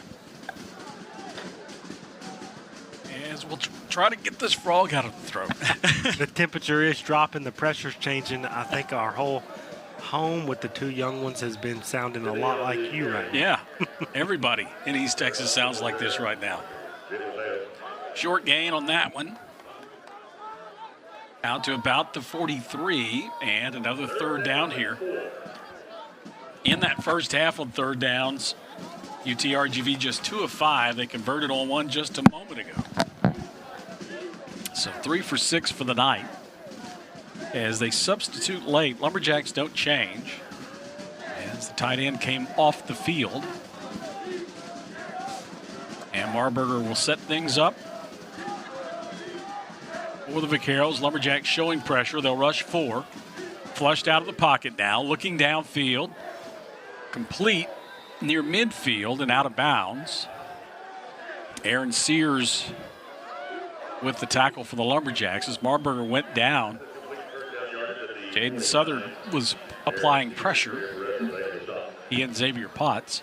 Yeah, we talked about Marburger's dual threat in the pregame, and we haven't seen a lot of that. The reason for it is you see right there, Jaden Southern is a spy. He's kind of just sitting right there watching Marburger, and as soon as he breaks the pocket, Southern comes downhill, makes a run at him. He can't run the ball, and then he delivers a strike as soon as Marburger throws it.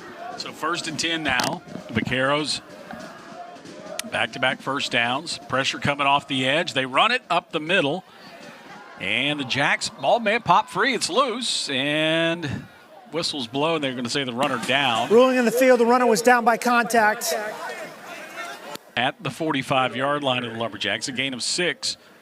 So really the best drive that UTRGV has put together tonight here to open the third quarter. As they've moved it down to the Lumberjack 45-yard line, we'll look at 2nd down and 4. 11 minutes to go, third quarter.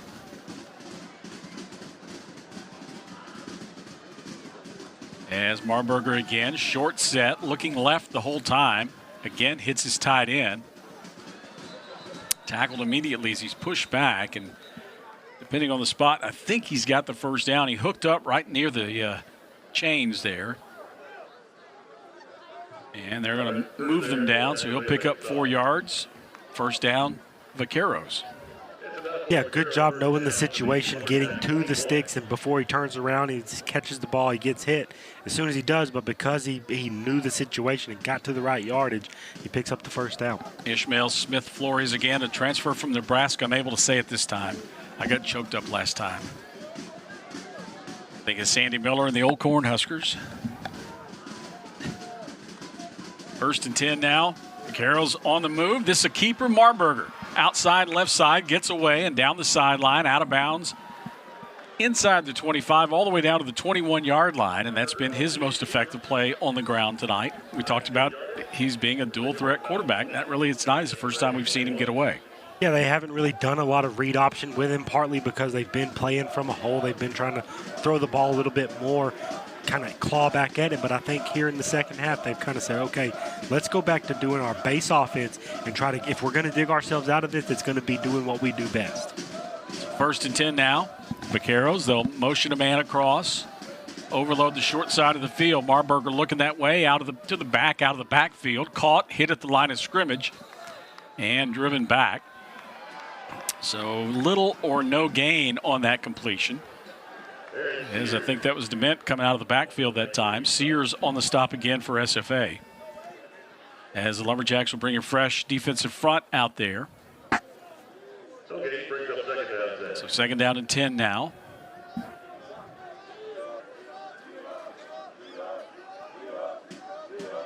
Xavier Nolan, their deep threat, has really been quiet tonight. Lumberjacks have done a good job. But then again, so has the whole Vaquero offense. Nolan trying to slip away. They run it inside. But the Jacks stay home. Nothing there. As Denny unable to get going inside. Stopped at the 21, and it's 3rd and 10 now for UTRGV. And the depth of Stephen F. Austin's defensive line just shows through on downs like that. They bring in 4 new guys up front that are just as good as the 4 they brought off. And right there, the offensive line for UTRGV just has no push at all. So 3rd down and 10 as the Lumberjacks try to stop this scoring threat here by the Vaqueros. 27-0, SFA leads it. 8 on the line of scrimmage for the Lumberjacks. See how many they come. Here comes 6 of them. Barberger throws one up into the end zone. Receiver never saw it. Over his head, incomplete. As that was directed toward Tony Diaz, who was covered downfield by Demings. Also, Cam Reddick, the safety, was there. But Marburger saw the pressure coming, and he knew that he had to get rid of that one quickly. And he was going to try to give Diaz a chance, but Vaqueros have put themselves in position to pick up their first points of the night as they'll bring on their field goal team. Here's Bryson Gardner. 3 for 5 on the year with a long of 40. This will be a 38-yarder, middle of the field. Kick on its way.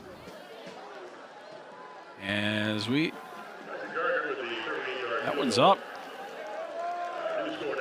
And good. And I thought Carthel had come out on the field early. I didn't know what he was. He is out there barking at somebody, but the kick was up and good. So with 7:53 to go third, 27-3 now. Lumberjacks in front, timeout on the field. Back with more on ESPN.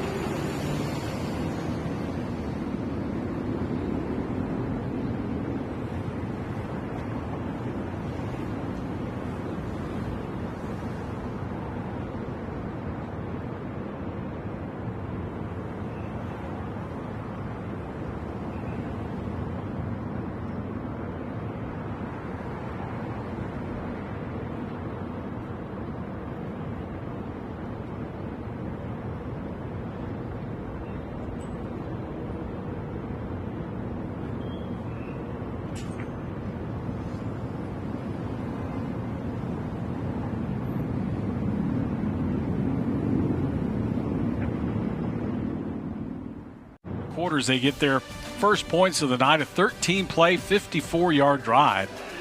Takes 7:07 off the clock, and here's an onside kick attempt. Popped up into the air, and the fair catch called for and made between the 35 and 40-yard lines. Heads-up call there. Just kind of pooched it, trying to get it over that first line of defense there. Jacks on their toes there. They get the fair catch called and made. So the Lumberjacks will have good field position as they'll actually spot the ball here at the 42-yard line. Yeah, really heads-up play by Setson Surratt over there. Calling the fair catch, making the catch on the run. That's why you put those guys, those receivers like that over there. Sam Vidlak in the first half, 21 of 27, 170 yards, 1 touchdown through the air. As he directs this Lumberjack offense, who put 27 points on the board in the first half. They were on the field for almost 23 minutes of the first half of play. Little speed sweep, toss it forward to Kylan Harris, coming right. Harris, who had a huge week a week ago against East Texas A&M, kind of quiet by his standards tonight, will pick up about 3 yards on that one, which will go as passing yardage since he tossed it forward. And it's second down and about 7. Here for the Lumberjacks. But a long, time-consuming drive there by the Vaqueros. But they have to settle for 3. 27-3 is where we stand. Motion again, Harris. They run away from it this time. Jenkins. And they get a push inside. As they get a push inside with one of their linebackers. And not much there. In fact, Jenkins will lose a couple of yards. Back to the 43-yard line. And it's 3rd down and 9 now for the Lumberjacks. Vidlak tells Bugs Mortimer, you come over here. You go to the right. He'll stack Mortimer to the short side of the field. Vaqueros blitz, picked up. Vidlak with time, lets it go, has a man, caught, 1st down. Out into UTRGV territory. I believe that was Mortimer. Mortimer, yeah. He just kind of found the void out there, sat down in it, makes the catch, picks up the 1st down. 1st and 10 Lumberjacks. That's just demoralizing for this defense. They did a great job forcing 3rd and 9 right there, and then Sam just beats him with a great throw. And an inside run there, Jenkins. Picks up about 5 on 1st down. And it's 2nd and 5 now. Clock running under 6 minutes to go, 3rd quarter. They show blitz again as they walk in inside with their middle linebacker. Now they step out of it as the Jacks look to the near sideline. Vidlak sets the play at the line of scrimmage.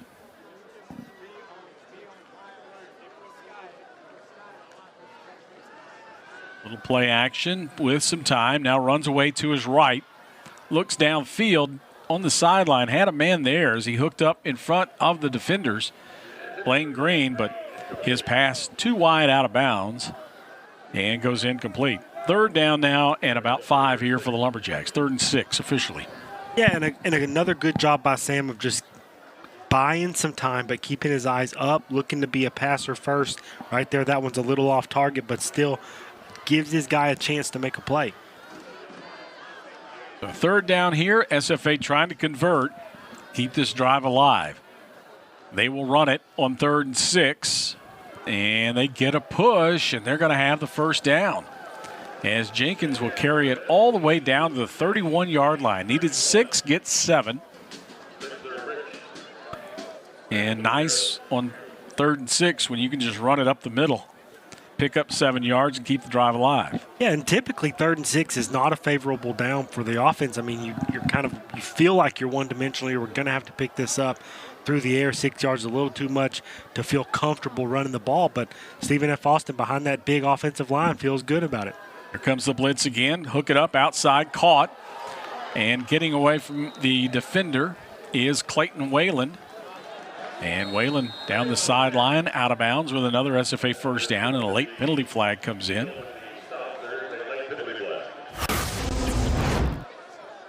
You'll see Whalen here. Catches it, spins back outside, gets away from the initial defender, picks up an extra 6 yards, and he gets hit out of bounds late. I think that's the reason for the penalty flag. After the play was over, personal foul, number 94, defense, half the distance to the goal, automatic, 1st down. So the penalty flag against the Vaqueros defensive lineman, Amari Pouncey. Grad defensive end from Utah Tech. I saw some extracurriculars behind the play. I was like you. I thought, well, maybe they hit Whalen out of bounds. But then when I saw that extra stuff after the play towards the middle of the field, I knew, oh, well, something else is going on. Jacks will bunch 3 receivers top of the screen. They'll run away from that with Jenkins coming left.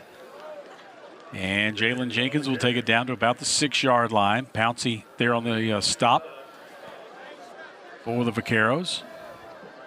As SFA trying to answer the UTRGV field goal with some points here in the 3rd quarter, but it's been a pretty quick 3rd quarter. Yeah, when you run the ball the way that both teams really have tried to come out in this 3rd quarter and run it, they go a little quicker than the first one did. 2nd down and 5 now. Vidlak looks things over. They show pressure off the edge. Vidlak throwing away from the pressure to the end zone. Has a man. Kylan Harris, touchdown Lumberjacks. Harris on a little back corner fade with the catch and the touchdown. And the Jacks get points here in the second half and stretch the lead. And that was as well-thrown ball as you can possibly make. They got good coverage out there on the edge, but Sam does a great job of what we call dropping it in the bucket. You practice that during the week. You put a trash can over there, and you focus on throwing it high enough to get over the defender or whatever and drop it down from above. He does a great job making that throw and making it an easier catch for Kylan. Harris with the grab. Nice catch on it, too. And the extra point is up and good. And the Lumberjacks stretch the lead now 34-3 with 3:45 to go here in the third quarter. Timeout on the field. SFA in control, up by 31. Back with more SFA football on ESPN.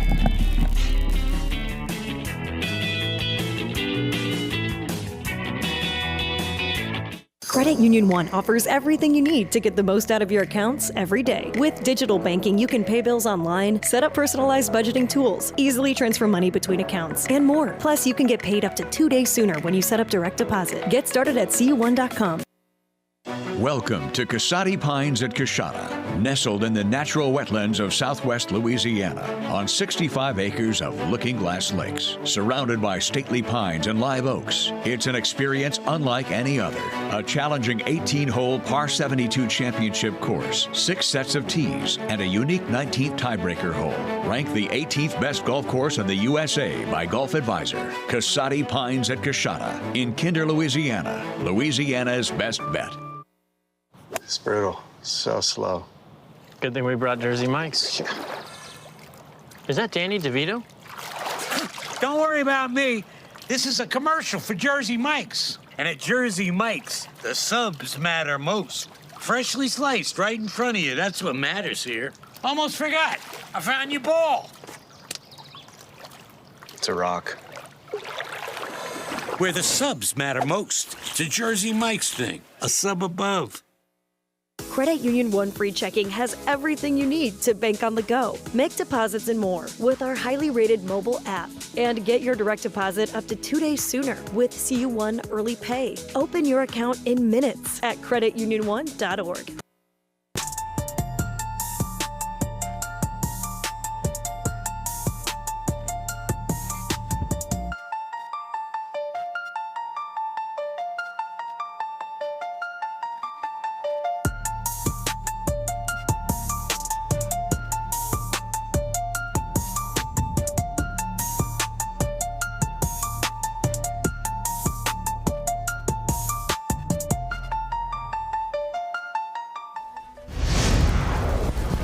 Lumberjacks with the scoring drive, 9 plays, 58 yards, 4:08 off the clock. Sam Vidlac, the Kylan Harris, 34-3 rather. Lumberjacks with the lead over the UT Rio Grande Valley Vaqueros. This kick, high spinning kick, fielded at the 4, up the field 15, outside to the 20, pushed out of bounds inside the 25-yard line. So UT Rio Grande Valley, that's one thing they have shown tonight. They're willing to return kick.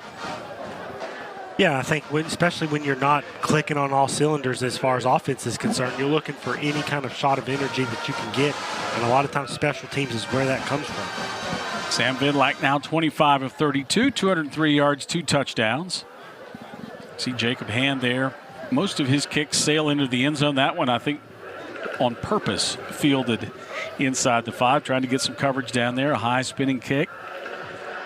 So the Vaqueros start things out beyond their 25, out to the 28 is where they spot it. Marburger, 11 of 18, 70 yards. He'll pass, pump it once, now flushed, he'll run. Out beyond the 30, 35, steps out of bounds beyond the 40. Mark him out at the 41. And Marburger, I think, has become their leading ground gainer now. And that's a really good adjustment by UTRGV's offense, is seeing, okay, they're getting a lot of pressure on us. We've thrown 2 interceptions. Let's move this guy. Let's get him on the edge, make him a little more comfortable, give him that dual threat option on the edges. They'll bring the tight end in motion. He'll hook up on the outside. Marburger throws away from it. And Malachi Williams with the quick tackle on Xavier Nolan. That is, I think, his first catch tonight. Yep, Nolan's first catch tonight. That one just for 5 yards. He's averaged about 30 a reception. Empty backfield here for UT Rio Grande Valley. 3 receivers left, 2 to the right. He looks left. Hook caught, 50, and into SFA territory. Down to the 46-yard line will go Tavian Cord. Transfer from Tyler Junior College out of Pflugerville. 1st and 10 now. Vaqueros on the move once again. They substitute. The Lumberjacks are masters at taking as much time as they can to sub. As you see these 2 defensive linemen come jogging on. And the guys they replace will take their time and jog off. Vaqueros with still 5 on the play clock. They get it snapped. Empty backfield again. And downfield, Marburger on the money this time. Caught at the 34 and tackled immediately. Diaz with the reception. And the Vaqueros on the move once again. They'll say the same formation.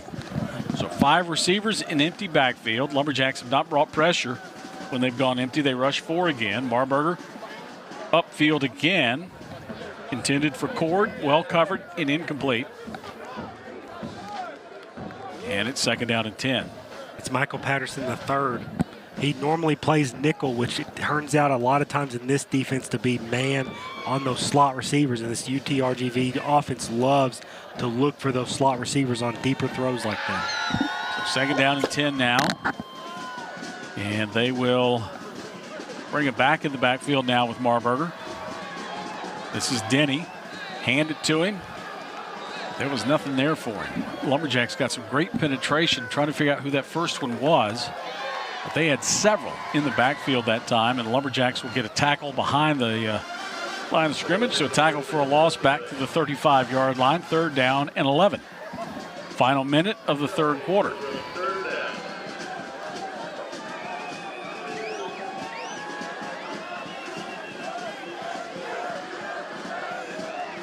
And the Vaqueros look to convert here on 3rd down and 11. Marburger will bring Nolan in motion. Wants to throw, now flushed out of the pocket. Dumps it, sideline, caught, hurdle, 1st down the sideline, and knocked out of bounds inside the 15-yard line. Will go Denny on his most explosive play of the night. And man, what a play. I mean, a hurdle on the sideline. The play is kind of dead. Marburger does a great job of buying some time, finding Denny, and then whoop, he jumps right over him and makes him miss and keeps his feet going. I mean, then the balance to stay in bounds after that first contact to get all those yards, just a great job. Touchdown saving tackles. He's knocked out of bounds at the 17-yard line. 1st and 10. Vaqueros on the move. Marburger, right side. Downfield, well covered. In fact, some would say too well covered. Field judge says so. He throws a penalty flag, interference against the Lumberjacks. Yeah, and that's one that if you turn your head right there, you're going to get away with it, but he doesn't turn his head, and they're going to call that every time. Pass interference, number 31, defense. The ball will be placed in the spot of the foul. Automatic, 1st down. Just the 2nd penalty flag of the night against the Lumberjacks. As this will move the ball all the way down to the 2-yard line. 1st and goal now for UT Rio Grande Valley. As they'll bring in 2 tight ends. Jacks will substitute. Potts will come in. Monte Jerkin will come in at one of the defensive end spots. So basically 6 defensive linemen now for the Lumberjacks. And then the Vaqueros will go strong right. Marburger to pass. Back shoulder, one hand, up, caught, touchdown Vaqueros. Wow. That's a great catch. And that's his 2nd one-handed catch of the night. Just a phenomenal grab over there. Tony Diaz, his 7th touchdown of the year. can see right here, it's a well-thrown ball, but an even better catch. Wow. Because Jalen Mayo had good coverage. I mean, he was in the right spot. It was a well-thrown ball, and anytime you can just put one hand up and catch it, good things are going to happen. So Diaz with the touchdown catch, and on the final play of the third quarter, the Vaqueros get their first touchdown of the night. And the extra point here can make it 34-10. As the extra point is added, so at the end of 3, 34-10. Lumberjacks lead the Vaqueros of UT Rio Grande Valley in the first ever meeting between these two Southland Conference schools here on ESPN.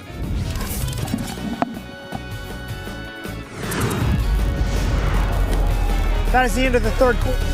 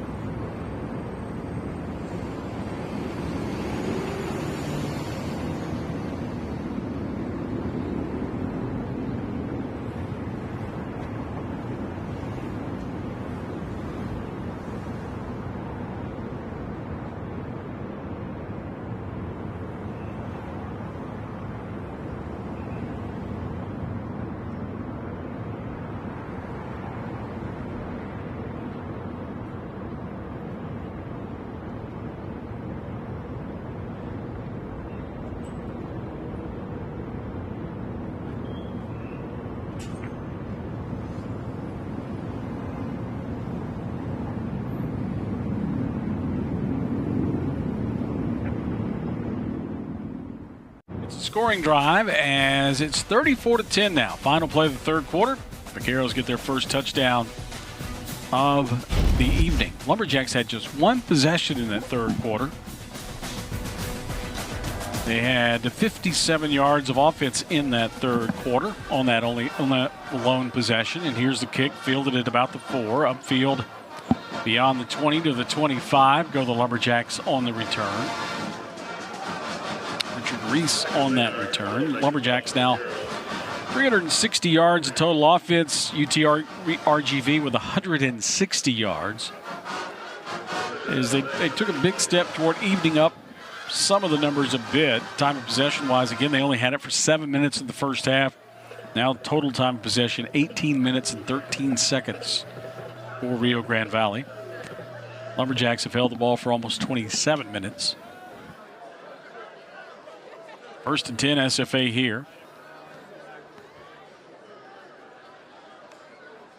As the Jacks, Gavin Rutherford in there at quarterback now, will toss it to the left, out beyond the 30 to about the 31-yard line goes Richard Reese. That's a gain of 6, second down and 4, and a good way to start the drive. So Rutherford, you would think, would probably go the rest of the way. Timeout for an injured player of the offense. That's, I think, the big offensive guard it is. Giovanni Allegria down there for the Lumberjacks. Second offensive lineman we've seen shake it up here tonight. Transfer from Blinn Junior College, Baytown Sterling. And we got a timeout on the field. All right, 14:38 to go. 34-10, timeout. We'll take it as well. Back with more after this on ESPN. Credit Union One Free Checking has everything you need to bank on the go. Make deposits and more with our highly rated mobile app. And get your direct deposit up to 2 days sooner with CU1 Early Pay. Open your account in minutes at creditunion1.org. Thanks for getting these sub bowls. Of course, no problem, big bro. Let's eat. Danny DeVito? What did you do with our uncle? Well, that doesn't matter. This is a commercial for Jersey Mike's. What matters most are these sub bowls. Wait, has Danny DeVito been my brother my whole life? I guess so. Don't tell Mom. Your favorite sub, hot or cold in a bowl. It's a Jersey Mike's thing. A sub above. Welcome to Casati Pines at Coshada, nestled in the natural wetlands of southwest Louisiana on 65 acres of Looking Glass Lakes, surrounded by stately pines and live oaks. It's an experience unlike any other. A challenging 18-hole par 72 championship course, 6 sets of tees, and a unique 19th tiebreaker hole. Ranked the 18th best golf course in the USA by Golf Advisor. Casati Pines at Coshada in Kinder, Louisiana, Louisiana's best bet. Credit Union One offers everything you need to get the most out of your accounts every day. With digital banking, you can pay bills online, set up personalized budgeting tools, easily transfer money between accounts, and more. Plus, you can get paid up to 2 days sooner when you set up direct deposit. Get started at CU1.com.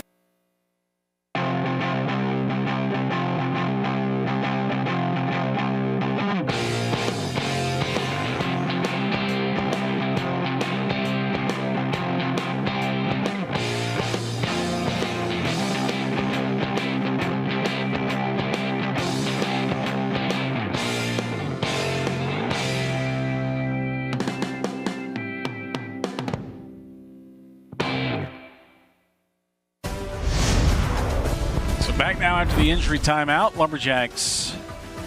You see Jake Henry, he took over for Eric Gray. He's at center right now. We'll get the rest of them for you. Looks like Darren Bianco out there at guard now for the Lumberjacks. Second down at about 4. Jacks will run it again with Reese to the left. And he'll push it close to the 34, be about 1.5 yards short of the line to gain. So third and short now for the Lumberjacks. Jacks lead 34-10. You see Blaine Green in the backfield now. Full house, direct snap. Now hand it, fake the give actually. Green will keep it. A little wrinkle there. And Green will pick up the first down. So Green, a direct snap, faked the give to the quarterback. And then runs it right up the A gap, picks up about 3. First and 10 Lumberjacks. And a really good game plan here by Stephen F. Austin. UTRGV has done a great job of adjusting at halftime, had their most productive offensive drive since then. Defense is really stiffened up, so Stephen F. Austin's kind of made their own adjustments here and said, let's keep this ball on the ground and try to make this fourth quarter as short as possible.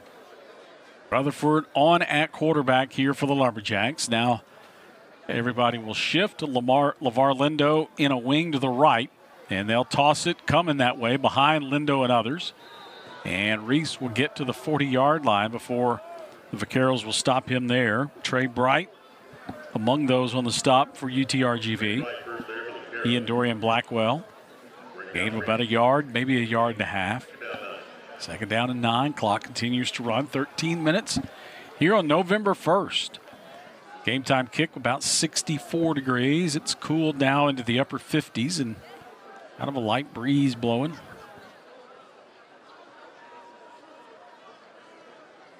Harris in motion across from left to right. Rutherford wants to throw. Swings it out. Left side. Finds Kylan Harris into Vaquero territory. 1st and 10. Lumberjacks on Kylan Harris with the reception. Really good throw by Rutherford. We saw a lot of Rutherford in the second half of last season after Vidlak went down with an injury. Rutherford's shown some bright spots. He just isn't quite as consistent as Vidlak, but when he is on, he is very good. And that's I kind of facetiously mentioned in the first one the running quarterback, because he's not just that. He can throw it. He will be the guy in the coming years, you would think. And he's got all the tools. 1st and 10 here. Gavin Rutherford. They rush 5, swing it out left side out of the backfield. That's Jenkins with the grab out of the backfield, pushed out of bounds. Short gain, about 5.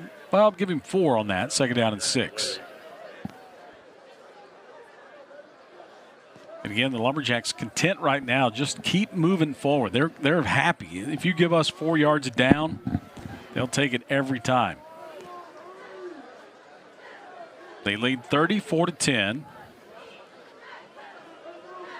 And it was just total domination in the first 30 minutes. In a rapid third quarter, UTRGV had 2 possessions, scored on both. Lumberjacks had 1. They scored a touchdown on their only possession. Rutherford pulls it down, throws it, tipped into the air.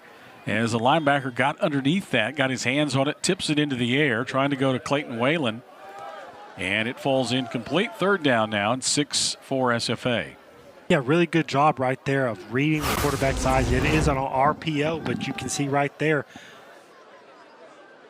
it actually was a defensive tackle that got through and just got his hands up, did a great job of realizing it was a run play. He wasn't really going to be in a position to make a sack, so he gets his hands up.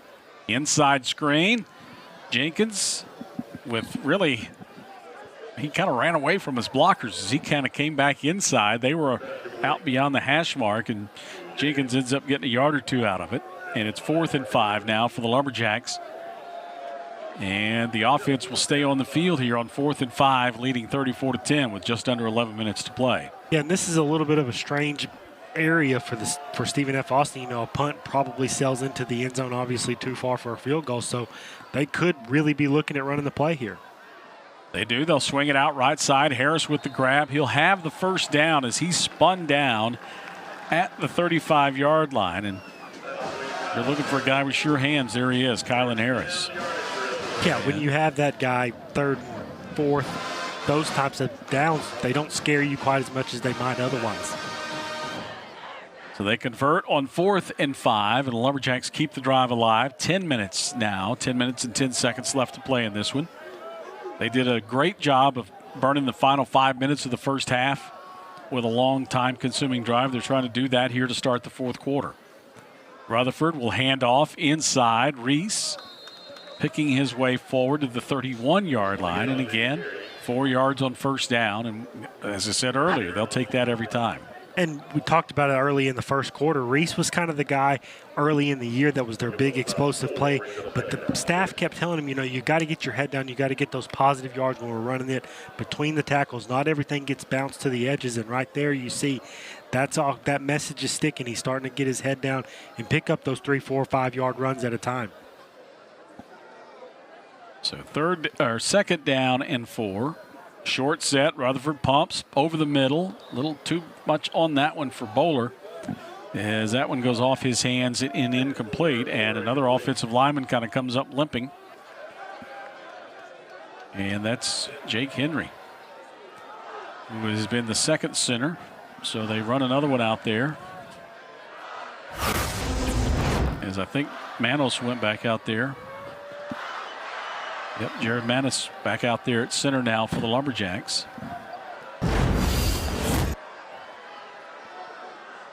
So 3rd down here, 3rd and 6 at the 31-yard line. And much you would assume here, if they don't pick it up, probably 2-down territory again. Quick slant at the line of scrimmage. That ball batted down and incomplete.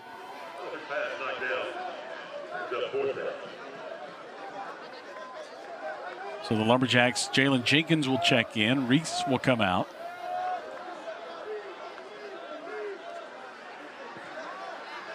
As right now it would appear the Lumberjacks kind of spread the field here as they go No tight ends. They'll put 2 receivers out wide to both sides of the field.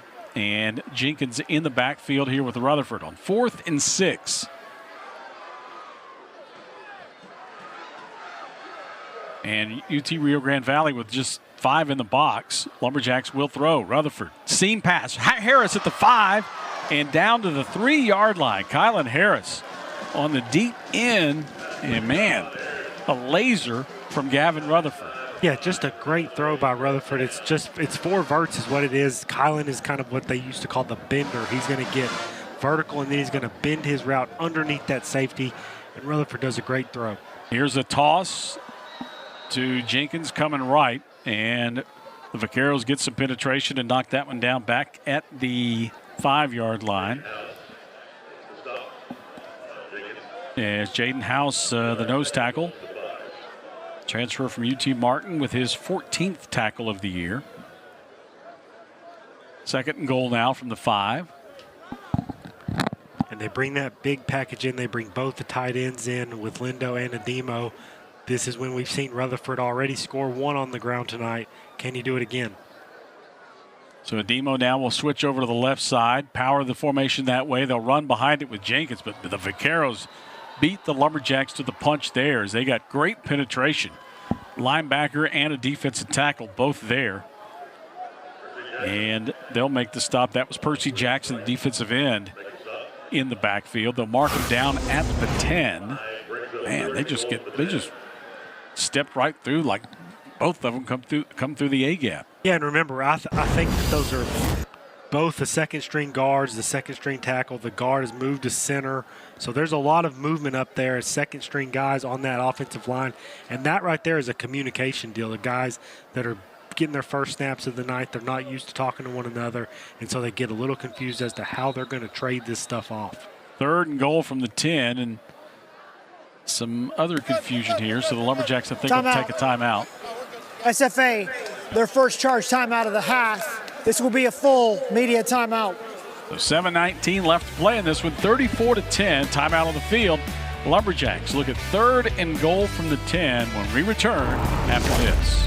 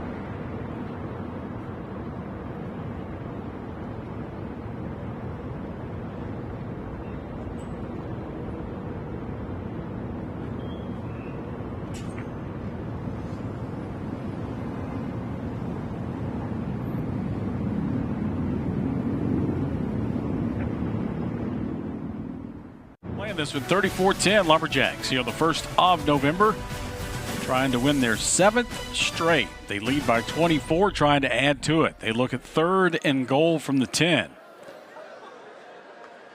Gavin Rutherford on here in the 4th quarter for the starter Sam Vidlac. He wants to pass on 3rd and goal. Over the middle, late toward the end zone. Was it caught? Yes, touchdown, Clayton Whalen. What a catch by Whalen, Yeah. going down. I thought the ball hit the ground for sure, but he gets his arms under it. He's going to the ground and holds on to it. So Clayton Whalen with his second touchdown receiving of the night.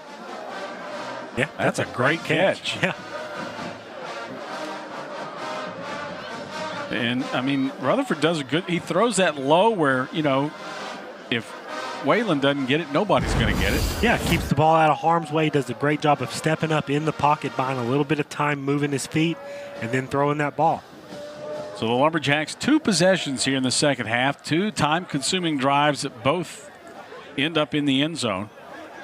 And here's Alvarado on for the extra point. Snap back, kick on its way. And our new score now 41-10. Lumberjacks with the lead.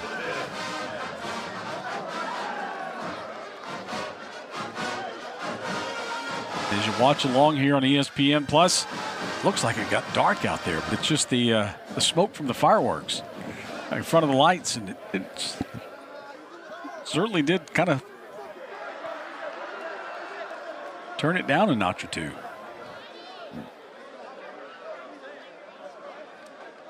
So 7:14 to go, and that scoring drive, that was an impressive drive there by Rutherford. As that one covered 75 yards, 16 plays, 7 minutes and 40 seconds.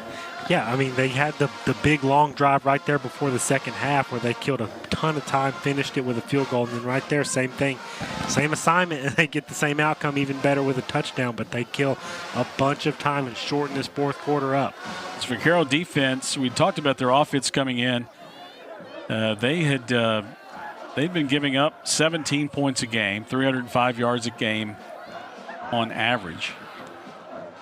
Lumberjacks here tonight now, 435 yards of offense and put 41 on the board, still 7 minutes remaining. As this defensive unit will get set to take the field here after that long scoring drive, and when that defense gets ready to go back out there, Nicole, I think, has got an update on that defense, and we'll send it down to Nicole. Thanks, Rob. Coach Carthel told me the guys like to joke around and say, it's not Nacogdoches, it's Sacogdoches. SFA leads the Southland Conference in total defense and sits first in sacks while ranking second in both forced and recovered fumbles, only behind UT RGV in those categories. Kai Thomas has been a force up front, second in the league, averaging just over half a sack per game, while Victor Aidusui isn't far behind, ranking fifth. Thomas also leads the team in tackles for loss, second in the Southland and 21st in the nation, anchoring a defense that's been one of the best in the conference all season, and they're clearly proving that tonight. Rob? Yep, they came in here tonight giving up 16.5 points a game, and so far they've limited UT Rio Grande Valley to 10 points, and they'll see if they can keep them off the scoreboard one more time here and keep that average down below 16 or right at 16 points a game.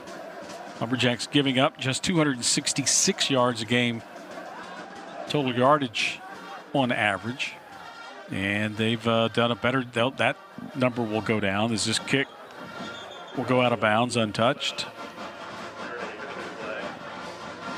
So the Vaqueros will get it at the 35. Kick out of bounds, kicking team. The ball will be placed at the 35-yard line. First down.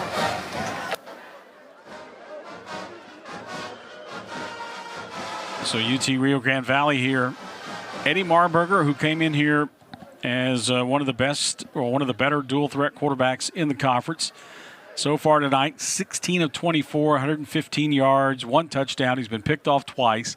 He leads them on the ground, 3 carries for 25 yards.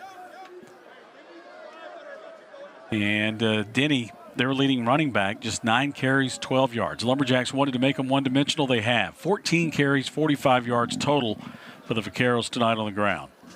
1st and 10 here. Back in motion, new quarterback for the Vaqueros. Swing it out right side, underthrown and incomplete. That's Alden Jacobson, freshman from Ingleside. Played one play in the first half when Marburger lost his helmet He's 16 of 26, 183 yards, 2 touchdowns, 1 interception coming in. And he'll get some snaps here with 7 minutes to play in this one. And that one was close to being an interception. There was 2 Stephen F. Austin defenders in the path, and he's lucky that it wasn't. So 2nd and 10. Vaqueros now will empty the backfield as T.J. DeMint in motion. Swing it left side. That one almost picked off the hands of his intended target. Incomplete. Cameron Glenn, the intended receiver. Incomplete. Head coach Travis Bush, I think right now just said, well, down 31. Let's just see what we can see out of here and get some guys some snaps who might need them later on. Because, again, they're still building a program. That's the first. I was just about to say the first year, all these guys need as many reps as they can possibly get to build a program moving forward. So Jacobson pressured, hit, stays on his feet. Now running for his life as 6 defenders chase him. Gets away to the 30, down the sideline, takes a big hit as he spins down at the 40. His helmet comes off as he is up and okay. Wow, that one. He is lucky because as he spun down, I could see it coming. Wow. He does a great job of not going down right here. He's sacked for sure, but he stays on his feet. He's tough. And now he's just running for his life. But you're right. When he makes this spin move right about here, you kind of see it coming. And it's really just there's no malicious tackle there. There's no targeting or anything, just a good, clean hit on the sidelines. McKellar was the one who delivered that blow, and he was trying to go low. But it sets up 4th now and 6, and here's the punt. Mortimer back. We'll let it bounce.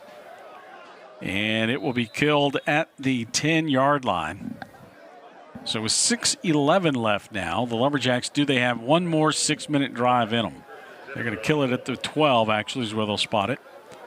And SFA takes over with 6:11 remaining to play in this one, up 41-10. You mentioned Travis Bush. There's Brian Gamble, defensive coordinator. Grew up in Alto. His dad, Lucky Gamble, the former head coach at Alto, which is about 25, 30 miles from Nacogdoches. Gamble, a former Aggie, was on the staff at Incarnate Word when they started up that program 10 or 12 years ago. And now helping start this Vaquero program along with Travis Bush.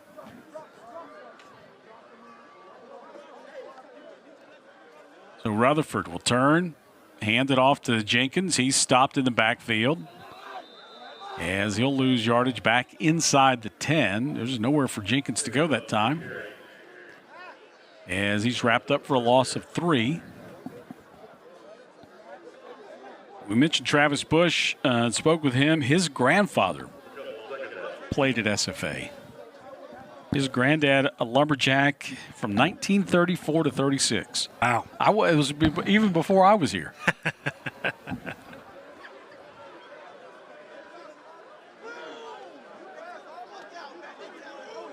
Would those have been leather helmets? I would guess.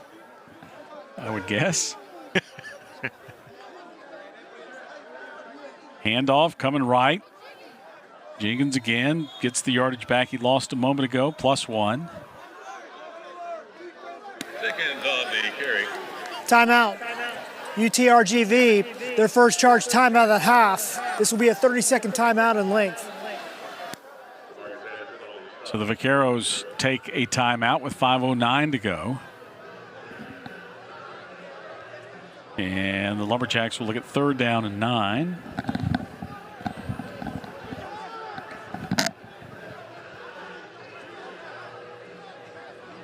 And I don't think that Travis Bush is trying to prolong this one any longer than he probably needs to, but because he does have it will be well into Sunday morning before these guys get back into Edinburgh.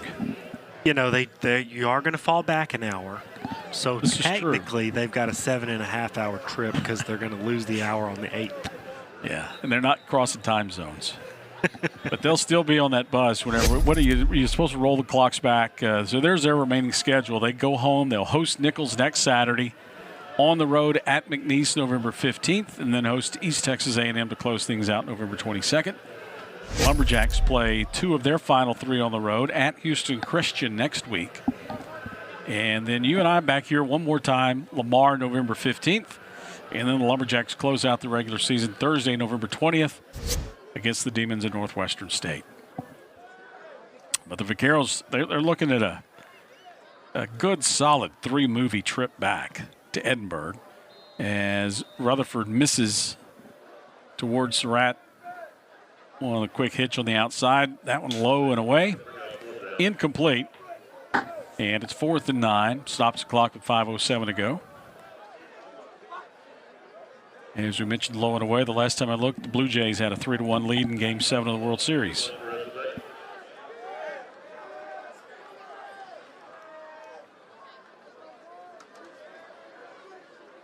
Yep, still 3-1 Toronto in the middle of the 5th inning. So the Lumberjacks on to punt here. I think the first punt of the night for the Lumberjacks. As this one a low line drive, fair catch, called for but bobbled. They get back on it at the 49-yard line. So the Vaqueros avoid disaster there. Hunter Luke was back there trying to make that fair catch, bobbled it but fell back on it. So the Vaqueros take over at their own 49-yard line. Trailing now 41-10. And Aiden Jacobson on at quarterback for UTRGV.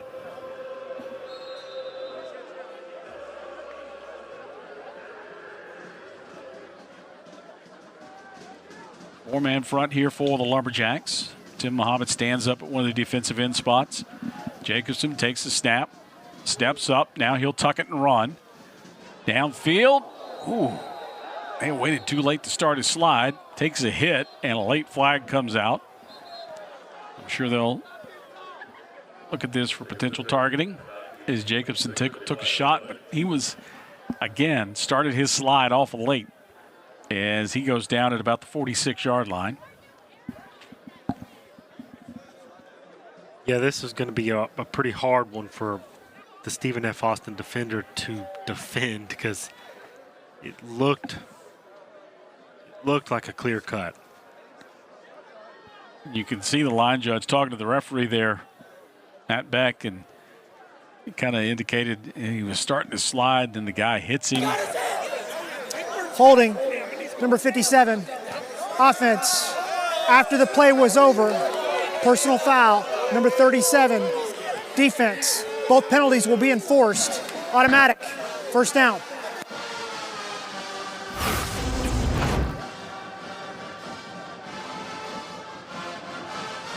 So Jaden Johnson. And he does hit him with the shoulder, not the head. So that's the only thing that really saves him from the targeting. But he still gets the penalty for. The previous play is under further review for potential targeting. Okay.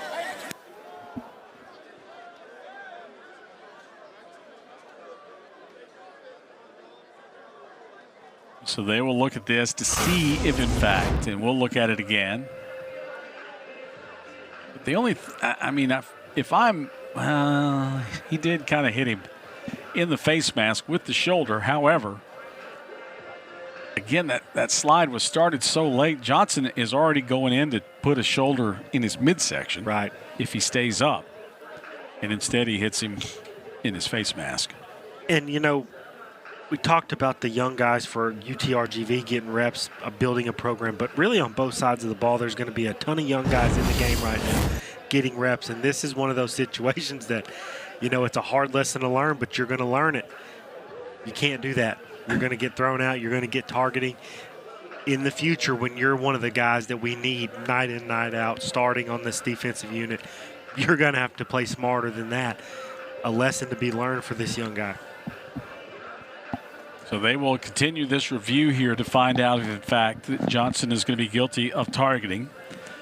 And the true downer then would be, and because he's developed into one of your better guys back there in that secondary. He's had a tremendous freshman season for the Lumberjacks here, 2/3 of the way through the year.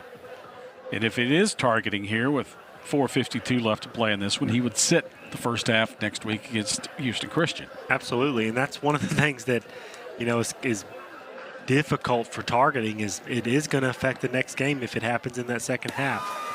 After review, personal foul targeting number 37. He is disqualified. The penalty has been enforced. First down. So Johnson is guilty of targeting. So he will miss the first half of the Houston Christian game. And that is the targeting call there.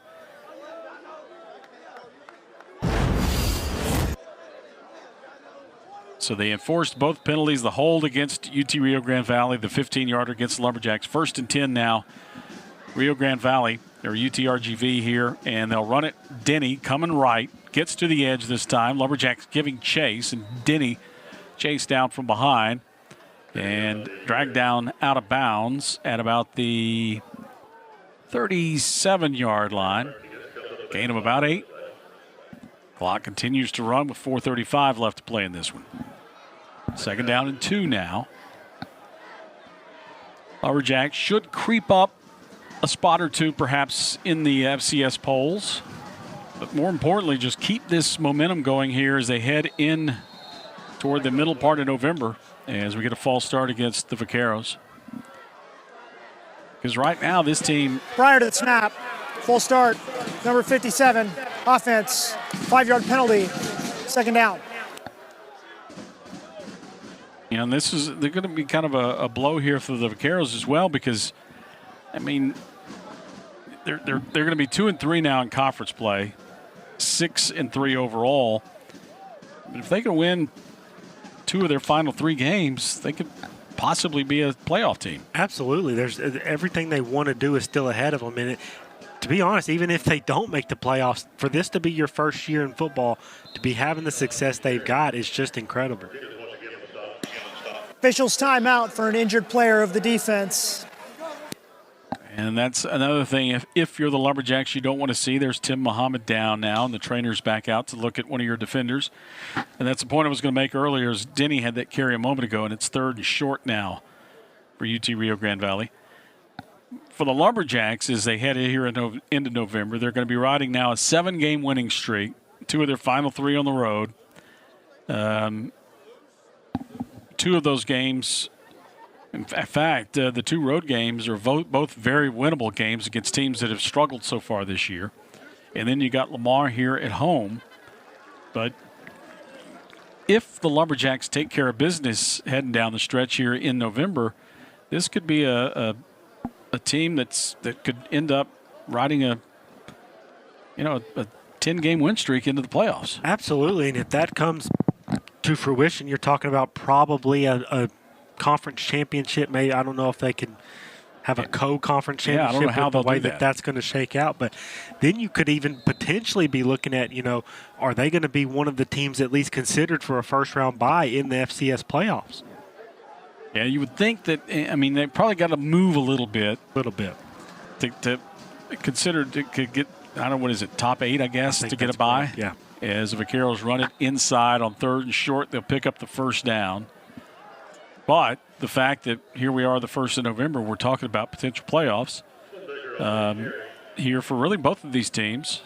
And you would think the Southland, I mean, certainly they're going to have, I would think, 2 teams in the playoffs, possibly 3. Yeah. In the 24-team field. Because right now you would think that SFA and Southeastern Louisiana, heavy favorites to both be in the playoffs. And then you got Lamar and UT Rio Grande Valley that will try to get there. Here's Jacobson, pulls it down. He's got some room, 20 at the 10. Has his feet clipped out from under him inside the 10. He's taken down at the 6-yard line. And so Jacobson with a nice run on what I think really was just kind of a quarterback draw. Because he really did not hesitate. Looked once, pulled it down, and off he went. Yeah, he does a great job here stepping up, realizing that it's going to be a more positive play for me to just keep it on the ground myself than try to force something, and picks up a big play. Back on the ground. Here's Jacobson again. Gets a block, trying to get to the goal line. Stretches, reaches. Touchdown, Vaqueros. Is Jacobson from 5 yards out. Gets into the end zone here with 2:20 left to play.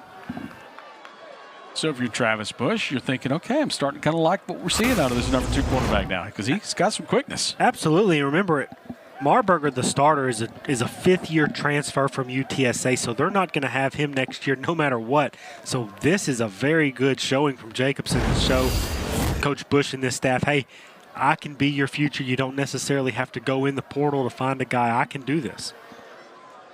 The official kind of holding things up now to make sure that replay looking at this to make sure he was in the end zone.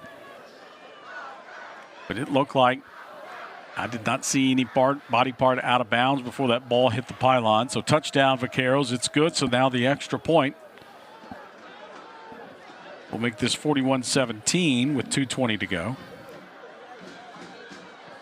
As that kick is up and through. So 17 now on the board for UT Rio Grande Valley. They came in averaging actually 46 points a game. And the Lumberjacks now have held them to 17. And after those first 2 ball games against Houston and Abilene Christian, Lumberjacks have not given up more than 21 points now in 7 straight games.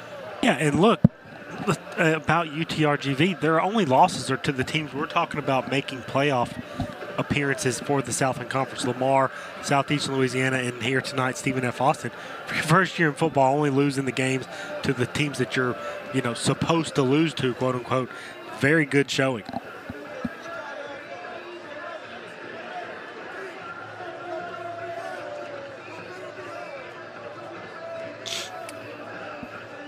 Other college football games going on right now. Start of the 4th quarter, Arizona all over Colorado, 52-14.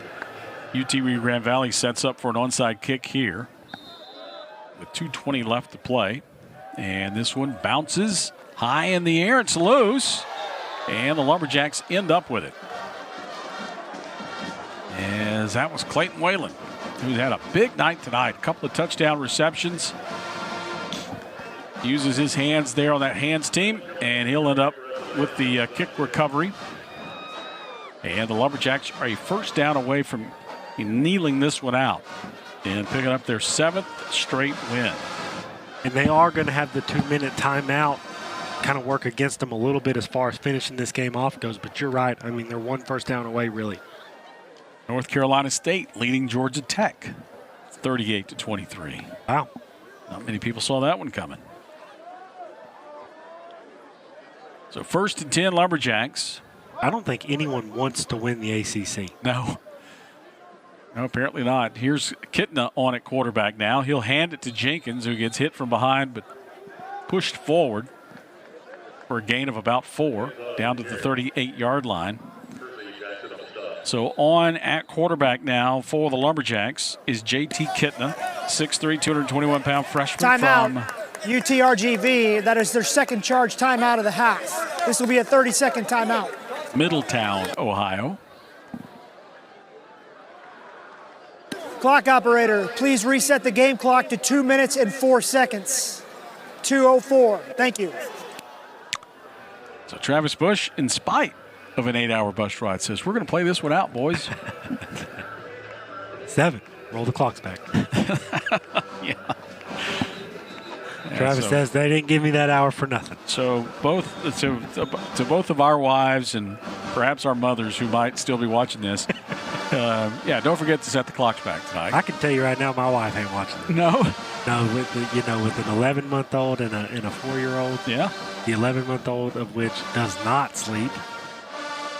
Well, I was giving my wife credit that she might be paying attention to this game, but I can assure you she's watching the Washington State game. Now, the 11-month-old might be up watching this. Here's Jenkins picking his way into the secondary, tripped up at the 31-yard line, but that's enough for the first down for the Lumberjacks, so they'll get the first down here at the 2-minute timeout. That is the 2-minute timeout. So we'll take it. 1:59 left, 41-17. Timeout on the field. Back with the conclusion after this on ESPN.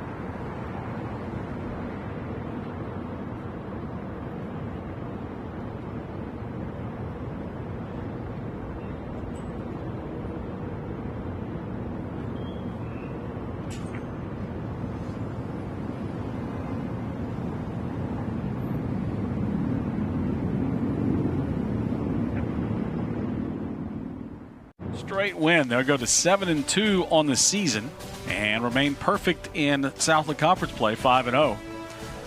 Vaqueros a minute 59 away from falling to 6-3 on the year.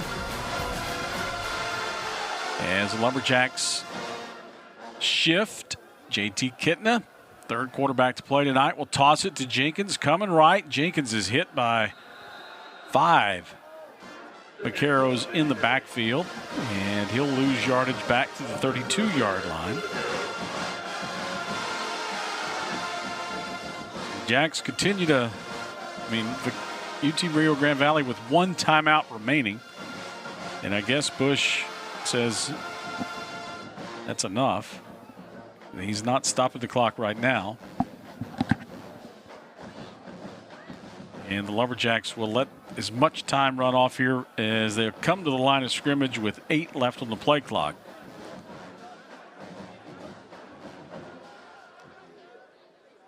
And they'll toss it on a little inside toss coming right as they get it down inside the 30 to the 28-yard line. Jordan Neighbors. Yep. First time we've seen Neighbors tonight. And we'll give him actually close to the 27-yard line. So third down and about 6 now for the Lumberjacks. And the SFA was going to have to run one more play.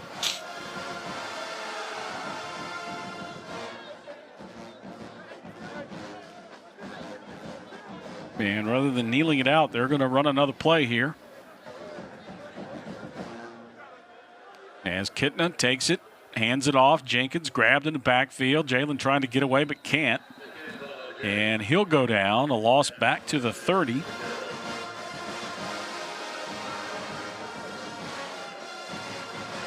And that'll do it. They won't have to snap it again. 15 seconds left on the clock. Travis Bush will not stop it.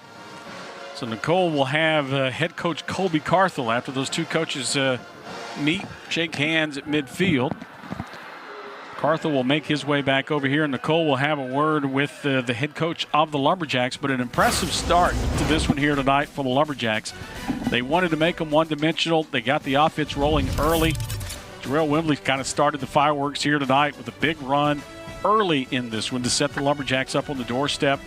And they were able to punch it in as Gavin Rutherford walks in from the yard out. And they led early 7-0 and led at one point 21-0 in the first half. You had the turnovers forced early, the one early pick, which led to a field goal. And it was just all SFA in the first half as UT Rio Grande Valley just really didn't have an answer either side of the football here tonight in the first 30 minutes of play. Yeah, Stephen F. Austin's defensive line came out on fire with a ton of pressure, which not only got sacks, but they also forced the turnovers you mentioned. And then in the secondary, obviously capitalizing, creating those turnovers. But then offensively, I thought the first half, Stephen F. Austin was as balanced as we've seen them all year. Running the ball, throwing the ball. They would go up tempo. They would slow it down. They did everything they could to keep this UTRGV defense kind of on their heels and guessing and put up a big lead. And then at that point it was, can we run the clock out? And they managed to do that. Yeah, and in the second half, I thought that UT Rio Grande Valley showed some things. Their coaches went to the drawing board in the locker room at halftime. They came out in the third quarter and they said, this is what we're going to do here. And they had 2 drives in that third quarter. In fact, they kind of limited possessions in the second half for both of these teams. And in that third quarter, 2 scoring possessions for the Vaqueros in that third quarter. Kind of made it somewhat of a game again, but the Lumberjacks answered each time they needed to with points after a UTRGV scored. And then Lumberjacks were able to do what they needed to do, kept them at arm's length, and never really let them get back into the ball game. But they showed some signs, and that as we've said throughout the broadcast here tonight, first-year program for the Vaqueros. And they've certainly got all the pieces in place. They've got great facilities in the Valley. They've got great support from their administration and from a fan base that apparently is supporting them the way they needed to be supported here early on. And they're doing things the right way. And as a result, they're here in their first-year play. They stand at 6-3 on the year. Yeah, and I mean, you saw the flashes in the second half. I thought in the second quarter they got a little bit in the panic mode. We're in a hole. We got to dig ourselves out. And then in the second half, they came out and they just said, look, we're going to just do what we do the best. And if we manage to dig ourselves out, great. If not, that's fine. But we're not going to be in panic mode anymore. We're just going to run our offense and run our defense like we always do. And that's where the 17 points came from. They slowed down Stephen F. Austin's offense, finally made them punt. So they had a really good second half, as you mentioned, showing great signs of life. And then for a first-year program, we talked about their losses are to teams that are probably going to be in the FCS playoffs here in a couple weeks. So a very impressive first season so far. Hopefully they can continue and close it out strong. Numbers. So Lumberjacks end up with almost 500 yards of offense. They win it 41-17 here tonight over the Vaqueros, as Colby Carthel has not made his way back over here to the sideline. So we will forego the interview here tonight with the Lumberjacks with an impressive win, 41-17 over UT Rio Grande Valley. So for Hunter Taylor, I'm Rob Myers saying so long from Nacogdoches with the final score again, 41-17. Stephen F. Austin with the win. All games airing on the ESPN networks are streaming live and archived on the ESPN app. This has been a presentation of ESPN.